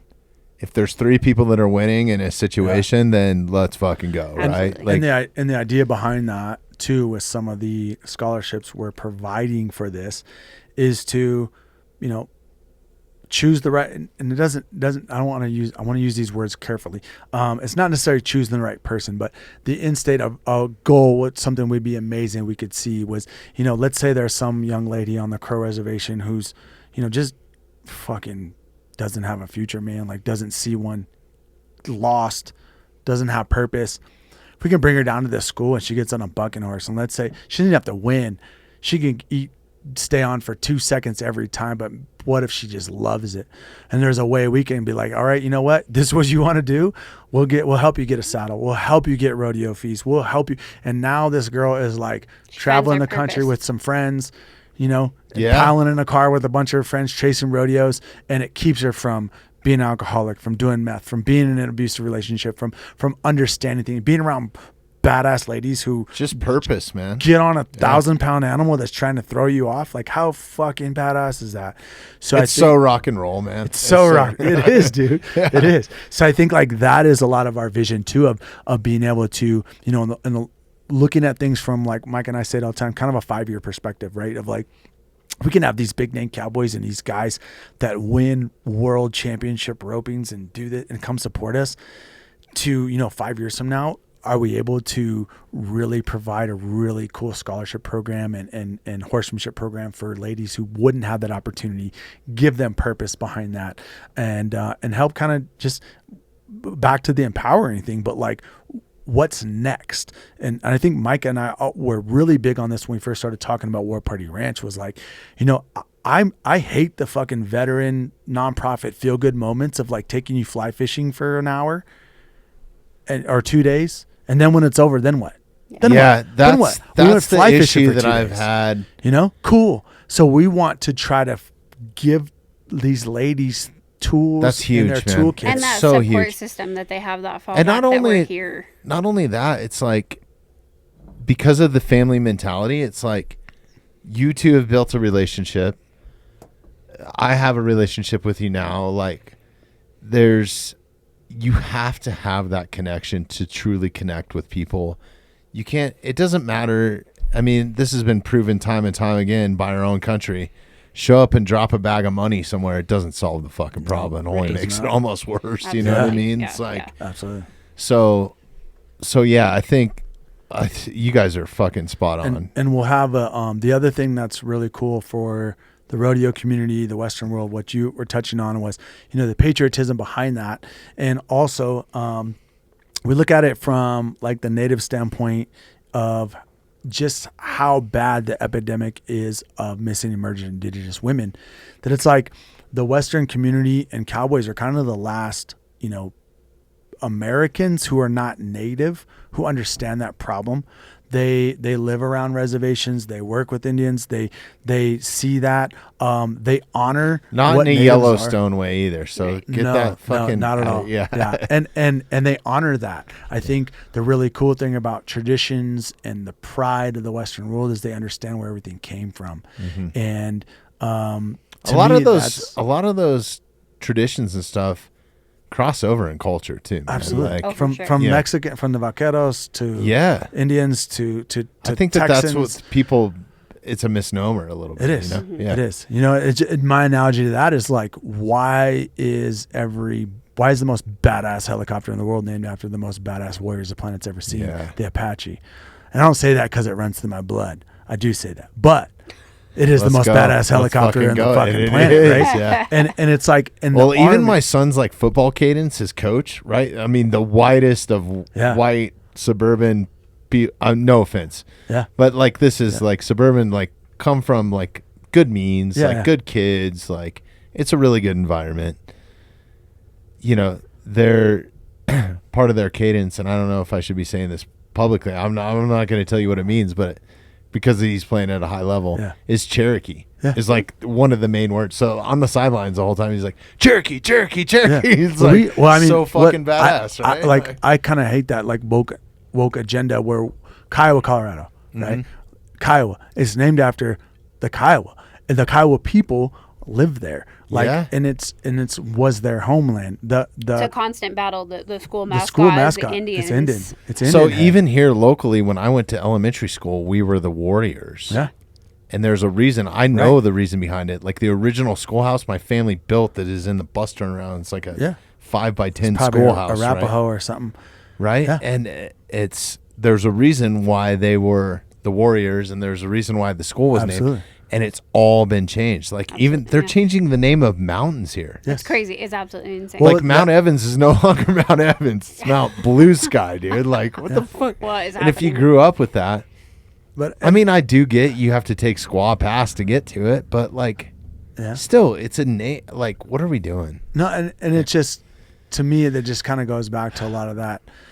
Like I said, the people that are trying to protect and understand what happened, a lot of these cowboys, like I said, these, whether old or young, they get it. But they understand conflict, Mm-hmm. right? Absolutely. I think this new generation, and I think what drives wokeness is to try to eliminate conflict. But I hate to say it, man, conflict is what has forged everything that we have right now. Mm-hmm. Well, and like for me, all the ground that we stand on. Jumping on social media when I retired from the Army was like a culture shock, because a lot of the things that I knew was norms. And an example was like Indian dudes being cowboys was like normal to me. And like for Mikah, it's normal. She cowboyed in all over Nevada, and it's like, and then you see like the way normal Americans view it, and it's like, it's literally, so they make it this white thing, and you're literally like, well, if you know history, you realize white dudes were the last ones to be cowboys, like literally the last, the last ones. Do you know how many black cowboys there were, dude? That's why it's called boy, not cowman. Yeah. And like the Vaqueros and like the natives and the Paniolos and everything. And it's cool to It's like roofers today, dude. Yeah, exactly. You know what I mean? I hate to know, like, not to be racist, but it is, dude. up. Yeah. Like, And what's cool is the rodeo community still really, a lot of people understand that. They understand that, like, if that, hey, that to the Western way point, of like, life, that gets labeled as like a racist fucking anti, type thing. There's gay rodeos out there too, Oh, folks. yeah, so there is. like, Absolutely. yeah, like, There's there's- so well, I tell people all the time, and there has been, Some like, of even through my the dearest 80s. friends are gay barrel racers, and I adore them. They're fantastic horse trainers. Like, They're like, I don't know if he's gay. I'm like, that dude's gay as it. It's like, trust we just me. use spring I'm Jeremiah. like, you have to out question for it. gaydar. Dude's gay. That's not Most good. calf ropers are too. Did I say that out loud? No, but so the really cool thing we have an opportunity to do when we look at, like 5-year plan from now is we do want to try to integrate the Native community as much as we can. There are a lot of really cool Indian cowboys out there crushing it. I'm trying to put together a War Party movement team that is straight off the res. That's fucking badass. And the cool thing is like none of these dudes care, man. White, black, whatever. Have They you just ever trying thought to rope. about- They're trying to ride. They don't care, and they That's love it. badass. That's super badass. I didn't mean to interrupt you, but have you ever thought about getting into the fight game at all? I have. Have you ever looked at how much native blood is actually right Yeah, around especially here from that's the in the Brazilians. fight game? Well, there is, and the one that I'm really like appreciative of is the Brazilians really diving into. No, their I'm talking native roots. about like American native. No, blood. I don't know any of them. I got to introduce you to my buddy Mark Montoya that runs Factory X. Heck yeah. Yeah. Well, we're looking Fucking- for a training partner, so Okay. let's Let's do that. Yeah. Let's talk. I'm sure he'd be down. yeah. And I think he's Cherokee blood. yeah. Yeah. Heck yeah. So That's awesome. And Yeah. and I know we're kind of wrapping up, but Yeah. one of the really cool opportunities. dude, we're in no hurry. So like as Oh, no much worries. time as you guys want. I do want to talk about, since we're on that subject too. Go ahead and finish first though. Did you talk about Yeah. MMIW issues and Yes, and the Red this is where Handprint this is where I'm campaign, going. because I've seen so many of the people, we've forged so many relationships just from me and you being Mm-hmm. friends. Your influence is pretty vast, man, with some It like is. real It's people. huge. Really crazy The too. best It part is. about it is it's real fucking people, man. Like Yeah. it's not like these bots or like some people pay for their Instagram following. I always know it when I have somebody on. I can gauge it. Like, okay, maybe 80% of these people are bought and paid for, right?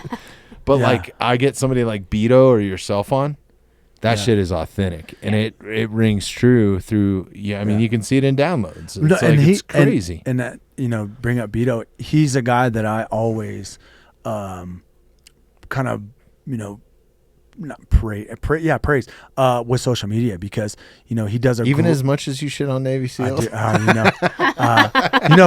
I know 100, I like 3. Beto's one of them. He's cut him and his close group of friends that like a lot of his personal friends are cut from a different sort of cloth than your predictable Navy SEAL. Well, and I don't mean to like go off on another tangent, but a lot of times, and I kind of put this out there to a lot of people who put special operations guys on a pedestal. And here's a little cockiness. There's guys who are on a team. You know, you spent 6 years in the Navy. Cool. Good job. Spent 6 years on Rangers. You did some deployments. You did some good shit. I'm not saying you're not a fucking gangster, but there's levels to this shit. You're a fucking 3-stripe white belt, homie. There's dudes who did it their entire adult life. And to me, that's a lot of times the difference when you surround yourself with those guys. So Beto is another guy who decades of this stuff. The guys that he surrounds himself with are decades of doing this. And that to me goes a long ways of showing like there's humility definite levels and the levels of it. You're not talking to the cocky blue belt who's won a few tournaments. You're talking to the old fucking broken black belt that's done it all. And there's a difference in that. And I'm a fucking goddamn purple belt, you know, when it comes to, if you're using jiu-jitsu as an analogy on my experience. But I think that goes a long ways. And I think a lot of people, we put special operations guys on such a high pedestal, but there's levels of this shit. You know, if you didn't do it for a long time, I don't want to hear you fucking running your mouth. Stop writing books. I have more times taking shits in country than you do even fucking on a team. Honestly, why we can't take him anywhere. The baddest ass motherfuckers I've ever talked to have no social media, no presence, straight up. no fucking. Straight up. They are ghosts, Yeah. dude. Like, Yeah. Oh yeah, I have some of my most amazing buddies that are you know just one of my best friends in the world. You know, Yeah. he's a Ground Branch guy, and yeah, man. I mean, to but this, I you know, will say this: I think the reason why you guys are put on a pedestal is it is a fucking rock and roll. It's such a badass. If you have any sort of testosterone in your body, and even if you don't, like, it is such a rock and roll job. It is. It is definitely. And not only that, you guys should be fucking proud of it, because it's why I can sleep in my bed comfortably at night and not have to worry about threats other than a fucking black bear breaking in to try to get the fucking movie popcorn. You know what I mean? To me, I don't mean to speak for guys like Beto, but like I feel like a lot of the guys that resonate very well with people in society, and you know, not the glamorized shit. It's the fact that we celebrate our friends. Yes. You know, But do you guys do, whether you served or not? I mean, you've treated me like a friend, even though I've never served. Yeah. Right? Like, I've been on a couple USO things, is the closest thing that I've come, like, to support the troops type rock shows, you know, or but other than that, other than serving my community on some community service type stuff or volunteering my time with some nonprofits, like, I've never served. Yeah. But I'm grateful for it, man. And Well, I think that's what's so cool is like I get a chance to hear people's stories or people thank me for it. And at first it used to be weird, you know, like thank you for your service thing. And it's like, dude, so for me, I just look at it as like, you're thanking my friends who, you know, recognizing they volunteered as a ranger, fully knowing the hazards of their chosen But you profession. talked about humble old cowboys. Same mentality, He's the bro. same, You guys completely. are all He's- the same, they're- man. yeah. It's like, and I guess that's one thing that I've kind of adopted here. It's like I never really have people on. Like, all the times that I've had you on, I don't ever really like, let's talk about your military career. It kind of naturally comes up if it does, right? Like, it's not. And I think so many people want to push shit in a box, and it's just like, you know, or people that don't know, people that haven't been around it. But like, when people say, thank you for your service, man, you guys shouldn't take offense to that. You should be proud of it. You should. I think, you know, those people are being vulnerable in their own way. They're walking through their fire, man. Like, there's nothing where I feel more inferior than standing in a room full of operators and trying to drink a beer with them. I'm just like, I'm the fucking, what am I doing? And at the same time, every awkward dude in the room with you is like, this is fucking weird. I don't know what to do. Like, you know, that's the reality, you know. Exactly. And I think that like guys are willing to kind of show that part of it is the cool part of it, because being a Green Beret wasn't the highlight of my life. It wasn't it's part of who I am. It's not who I am.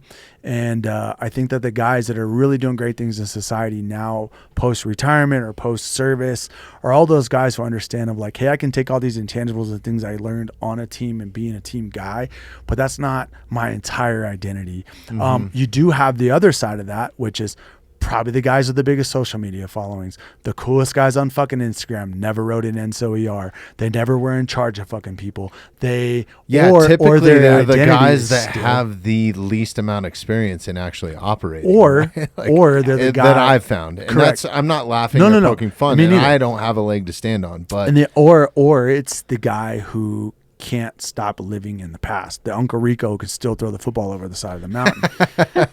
Hey kid, catch the steak. And that's why for me, War Party is such a big endeavor, and I would like it to grow and continue to share that with others, because hell yeah, I feel like guys need the purpose of serving. You know, the Special Forces motto is "De oppresso liber," which means to free the oppressed.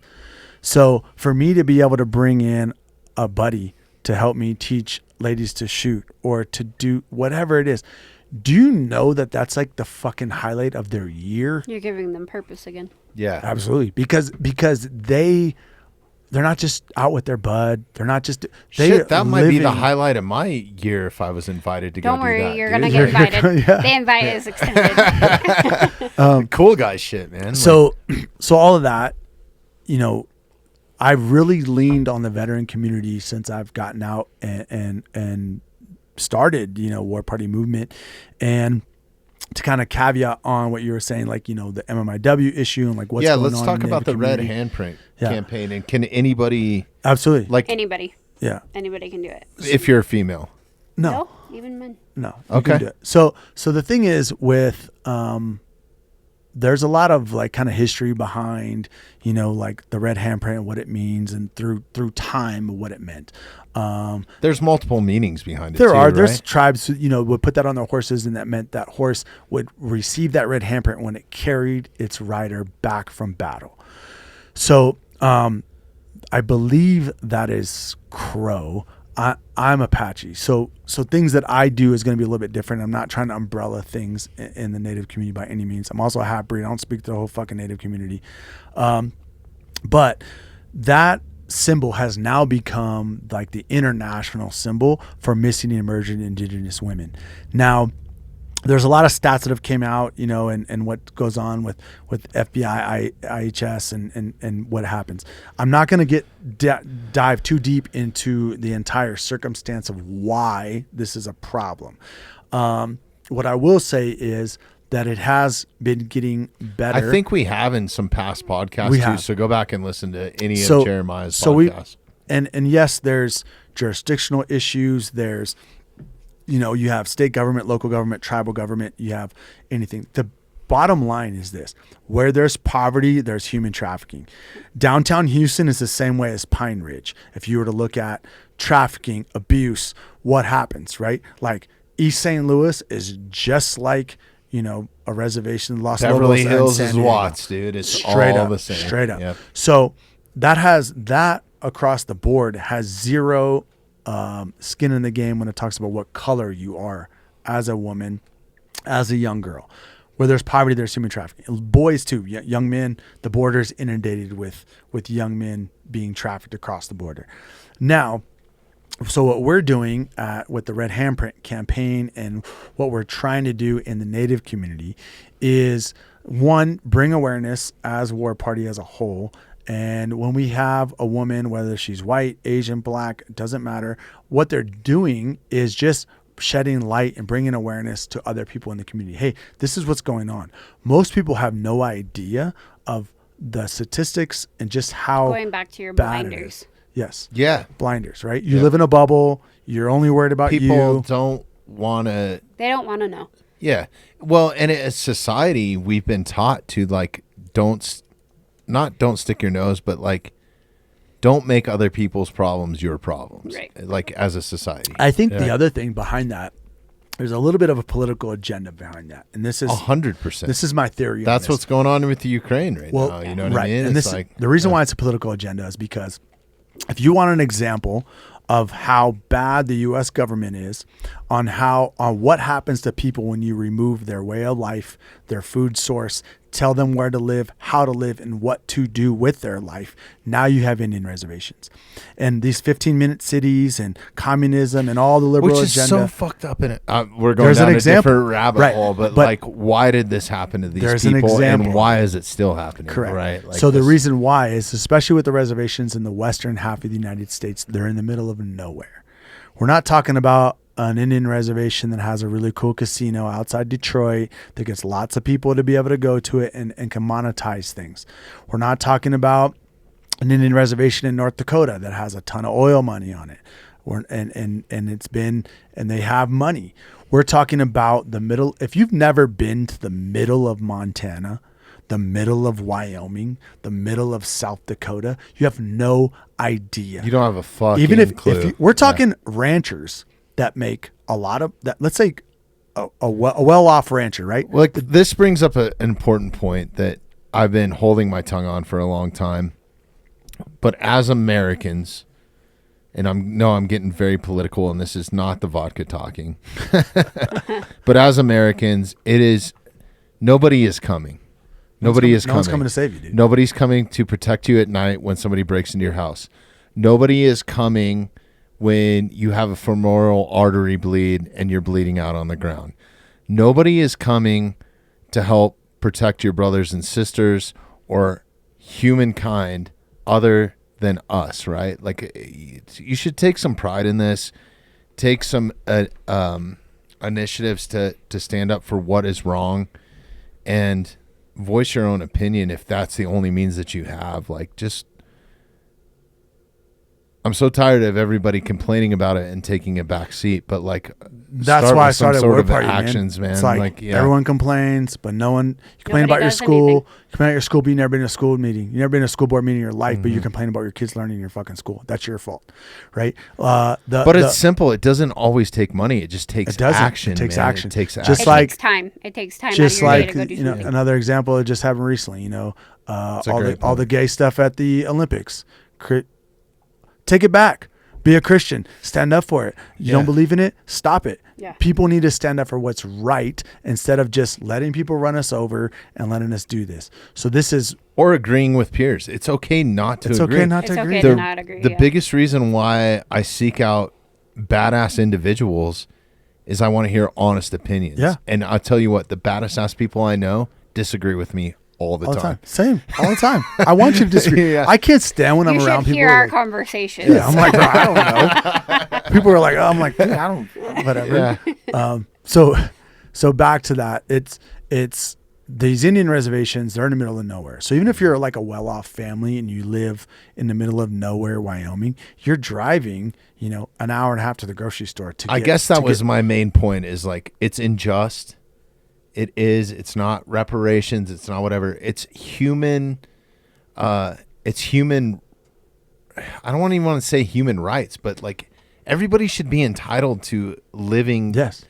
having an equal life. And just because So Yeah. so the Indian should reservations are have the really same medical they're right and options and What- like what's- stuff to save your life. what most Americans don't understand is like you're not able to own your own land.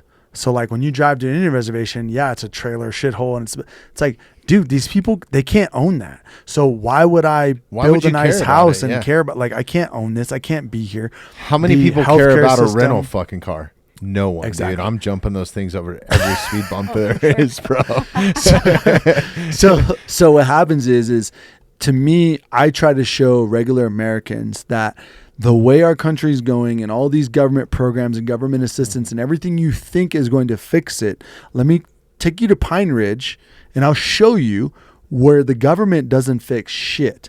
Now when you add on corruption, cartels, gang activity, addiction, zero jobs. Amazon's not bringing a fucking warehouse out to fucking Rapid City to give a bunch of Indians jobs. They're just not. So how do we fix Pine Ridge? Not to mention they're dealing with a higher crime rate there than you are in an inner city because They at can. organized crime. Yes, And and when you talk about rural policing, Yeah. Pine Ridge PD. So most people understand like a 1028 or 1027, which would be like a 1027. I can run your driver's license. 1028 can run your license plate. They don't even have access. They don't have computers in their cars.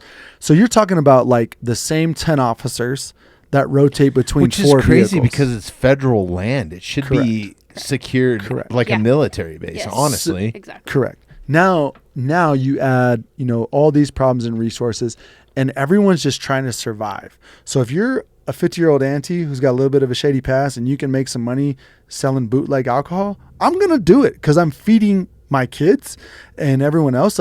And no one understands this plight of survival. And I think as Americans, we always try to make things where it's like, well, Indians did this and white people did that. And it's like, dude, if you could rewind yourself to 200 years ago, whether you're an Apache or you're a Hungarian immigrant, you're trying to fucking survive, period.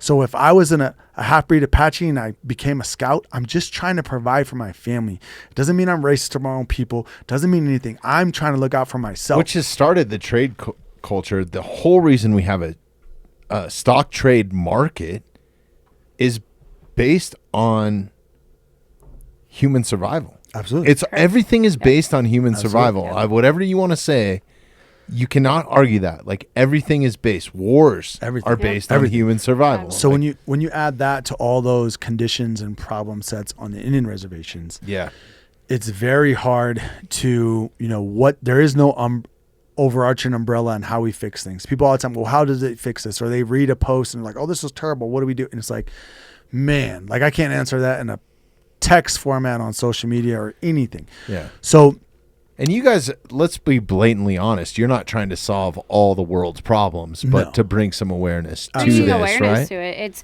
like I look back. It was last summer, and I actually called him. I was super upset. I had some friends. They were going from Arizona back up to Colorado. They stopped in New Mexico on a res, and watched a girl get abducted. Like watched it happen. And PD didn't answer their call. PD wouldn't even come out. Nope. Didn't respond. They sat there for 4 hours. They're blowing me up. I'm blowing him up. But and there's nothing that could be done. PD to didn't get even down come. to jurisdictional stuff, because it is federal land, there are different rules and different... Correct. Yes and no. So there's been a couple cool things that have happened with sharing information. A lot of people give the Trumps shit, but Ivanka Trump did a lot for the Native community. She instituted Savannah's Law, which was huge for allowing jurisdictions to share information for one. That Joe Biden got credit for, by the way. Well, Joe Biden got credit for passing the bill what allows non-natives to be prosecuted for crimes on Native reservations. So what happened before 2021, I believe it was July of 2021, you could, if you were a non-native and you committed a crime on tribal land, you couldn't be prosecuted. So as long as you're mind-blowing. And it's 2021. Like, what the fuck are we doing? Well, like, we that also shocked Americans the shit out of me. also don't understand. I mean, it's not that far off of like it was 19. I believe the year was 1976 where we shut down the last boarding school, Native American boarding school in our country. I know. Canada didn't do it until 1996. And when you look What's at crazy is the only people that know these laws, because Americans have their blinders on, are criminals, because you're enterprising on that. Oh, straight up. So all those problems that this can be like a 6-hour conversation. I know, dude. We're gonna have to go another 4 hours. So with that, what War Party has done, and when I say War Party, both entities, War Party Movement and War Party Ranch. War Party Movement is providing ground force operators. It is all former special operations guys that are pulling ground intel, and then we have War Party Ranch, which is the recovery, basically an aftercare program to empower these ladies. Right, because once you get them out of a situation, what do you do with them? Right. So we have partnered with another nonprofit called Traverse Project. Traverse Project is a really cool organization. It's founded by a guy I know out of anti-human trafficking space with a law enforcement background. That's very key. A lot of people think you're kicking indoors, shooting bad guys in the face. You can't. It's America, dude. You're going to jail, right? So what we do on the operational side is we provide technology that the only FBI is the one to run it. So we have facial recognition software. I can track your phones. I can do all these things. And what we do is we target networks. We don't target individuals. We target the network. So we're on a 4-state initiative right now, which is Oklahoma, South Dakota, Montana, and California.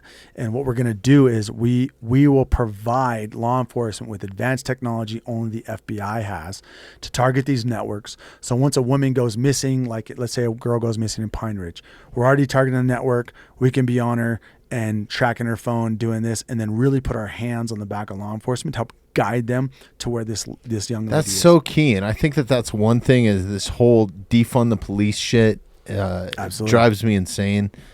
Like what these guys are expected to operate in and the circumstances, like my hat goes off to every first responder that's out there, man. And I'm so grateful for it. And anybody that wants to get into it, I'm 100% supportive of, man, because we need it more now. Oh, absolutely. Ever. So this program and this initiative is brand new. And that's only helping them. That's a great fucking concept, man. So it's brand new. We're trying to get it rolling. We've got some we've been big ties to, big names in the industry as far as like Congress, Senate. This thing goes all the way up to the the White House and the DOJ. So in that, we're hoping that a bunch of funding comes out. If it's not on the aftercare side, it will at least be on the investigative side of things. And that's something that War Party, we're definitely blessed to have this amazing partner. And with that, so this is why all the small things that we've been doing in the community, and maybe we've only been able to work with 6 women in 6 months or whatever. It's these small victories, and we know that we have the potential to create a program and shed light on all the MMIW issues that's going on. So both War Party entities will always be kind of an awareness platform. But I don't think you guys should hold it to those, like, maybe we only help 6 people. Because no, I'm talking about what we've done in the past, right. off of. But I'm saying, your impact is so much greater than that. It is so much greater. Mike and I have had these conversations where we've had to realize that, like, if we just help one person, it's enough. Like, just one. Well, dude, even just coming on here the last time, some of those shorts that we make, and then we were talking about social media influence and human trafficking, I think, that reached 30,000 people. Yeah. No, it probably reached 120,000 people over multiple platforms, right, because you get views on Instagram, you get views on YouTube, you get views on, like, so that's in front of somebody's face. That's how I try to give back, right? Like, and what we try to do is we kind of have this saying, like less thunder in the mouth, more lightning in the hand, meaning everyone talks a good game, right? Everyone, puts their best foot forward in all these things they're doing. And we have done opposite of that. Like, we've been blessed by Boot Barn and Andrea willing to just like tell her whole story. That Boot Barn documentary was badass. It's epic. It's amazing. So cool. Is it on YouTube or where is that? It's on Boot Barn. BootBarn.com. Yeah, I think it's on, if you go to our Instagram though. I think I have a link on War Party Movement now. All right, but they did, whoever filmed that and put all that together did there was a whole really crew good of them. job. They were amazing. We spent 3 days with them, and they were. I encourage anybody just to go watch it, man, because they told the story really well. I mean, I know you guys personally, so that they portrayed it. It's on the War Party page, the main page. If you go to War Party Movement. Yeah, War Party Movement. And then if you scroll down, the video is actually on there. Scroll down. Which there's direct links to War Party Movement in the notes. Yeah, right there. Yeah, that's it. Okay. So it's right on the main page. Yeah. Go check this out. It's awesome. But we've been blessed because back to that affecting one couple people, Andrea was somebody that we worked with and we're friends with, and she's an amazing woman, and we didn't know what direction this was going to go. We had no idea if she, like, literally the day we're filming, like, Jeremiah and I were like, we don't know if she's going to share her story. Like, we have no idea where this is going. If she doesn't want to share her story, we have to find stuff we're going to fill this with. Which is blind faith again. Yeah, Man. and she just completely opened up, and That's on awesome. a level we could have never imagined. Absolutely. So that's Well, you lucked out because there's a lot of people out there that fucking chop some shit up and make it horrible. well, I think that was really powerful for other Native women too to see that, and you know, like, and begin that force multiplier. And now you're looking at a lady who's found herself again, and she's leading these like community hikes and Doing takes all people of archery hunting and stuff archery, and, and yeah, it's so amazing. freaking cool, man. But again, that's, I think for us the biggest thing is. But it really is, the name kind of rings true. It really is a war party. It's like, hey, we're all kind of in this together. Mm-hmm. Like, let's Absolutely. fucking go. It's a family. Let's fight. Yep. Let's, you know, Yeah. like, Yep. Yeah. So for us, trying to bring in, shed light on the Native community, trying to really affect the Native community. A lot of these scholarships and things that we're trying to provide are always, you know, we look first of like, hey, what can we do in the Native community to help these ladies? But the coolest thing about you guys too is it's just like help everybody. It's not just No, not at focused all. on Correct. Yeah, the yeah. Native community. Yeah. Like, Absolutely. you know, Yeah, Yeah. no, and I think that just goes a long ways with, you know, the prophecy of the seventh generation. You know, the way I grew up. You know, the colors of the medicine wheel. You know, my family, my grandfather, my mother always told me to represent all the colors of the people of the world. That's why it's on our logos. That's why we put those 4 dots on social media posts, and it just shows that, like, you know, red, black, white, yellow, we're all the same. You know, we're all human beings. We're all exactly the same. And if you understand the teachings of our elders and you understand that prophecy of the seventh generation, then understand that we're all humans. We're all exactly the same. which is such an amazing concept instead of you versus me or my culture versus your culture. And tying it back to the Native community with the MMIW issue, I strongly feel, and so do a lot of, you know, advocates for the Native community in this, feel that if we can get Americans to understand MMIW, to understand what's going on in the reservations, it will also shed light on the little black girl in East St. Louis, the little white girl Chicago, in, man. you know, and the little white girl in the Rust Belt in Ohio or whatever. Like, it's not a race thing. It is where there's poverty, there's human trafficking, period. 100%. Look at third world countries, man. Oh yeah. It's the worst there. The worst. The absolute worst. And being Native, to me, it's important that we don't lose that, because very few countries in the world really honor their indigenous, where they came from. And the United States has the opportunity to continue to uphold those traditions and what happened. Instead of letting people tear us apart and say, oh, well, the Pilgrims did this. Did they? You know, the Pilgrims fought with the Mohican and the Mohawk against the Wampanoag. Yeah. So, like, everything it goes is both ways. Everything man. goes it's both ways. It's fucking war, dude. It's war war. is brutal. Correct. Man. And listen, wake up, woke culture.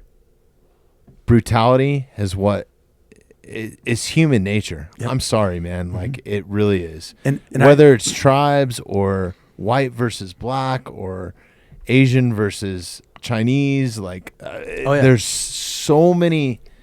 It's just, and it's written in our history, and history, you shouldn't erase history.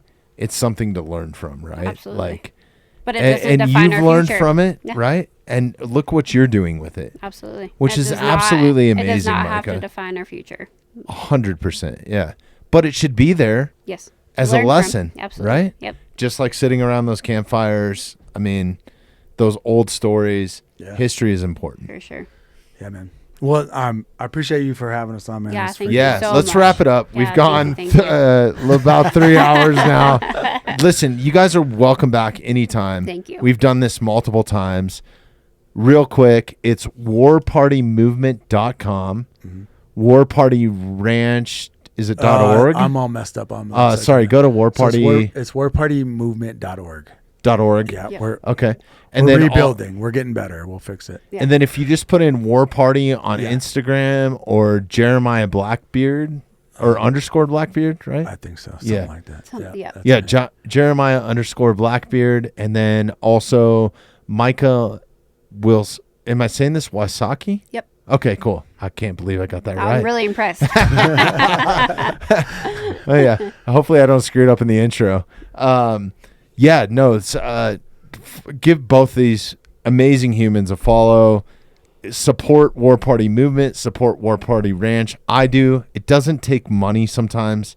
Reach out if you have somebody that you know from a business standpoint, somebody that could donate, whatever, I'm sure everything's accepted and Absolutely grateful for for. sure. And I know these people personally. So yeah, if you're law enforcement, help out in that way, If you whatever, right? Know somebody struggling or somebody in a bad situation, reach out. And 1 in 3, everybody knows somebody. For sure. absolutely. Which is wild, right?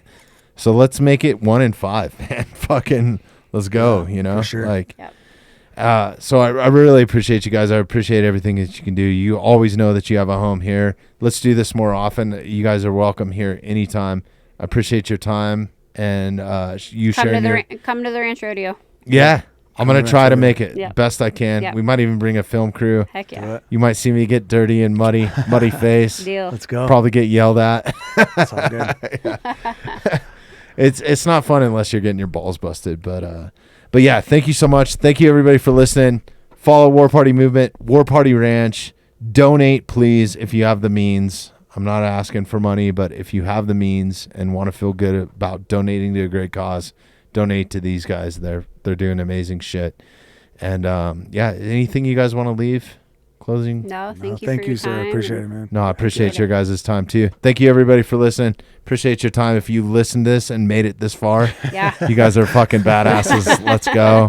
And let's wrap it up. Thanks for listening to the Mountainside Podcast. If you haven't had a chance to do this already, please take a moment, follow, like, subscribe, or rate on whatever platform you catch the Mountainside Podcast at. If you'd like some more information on upcoming episodes, safety tips, access to all of our affiliates, and all the badass discounts that we get here at the Mountainside Podcast, check out themountainsidepodcast.com.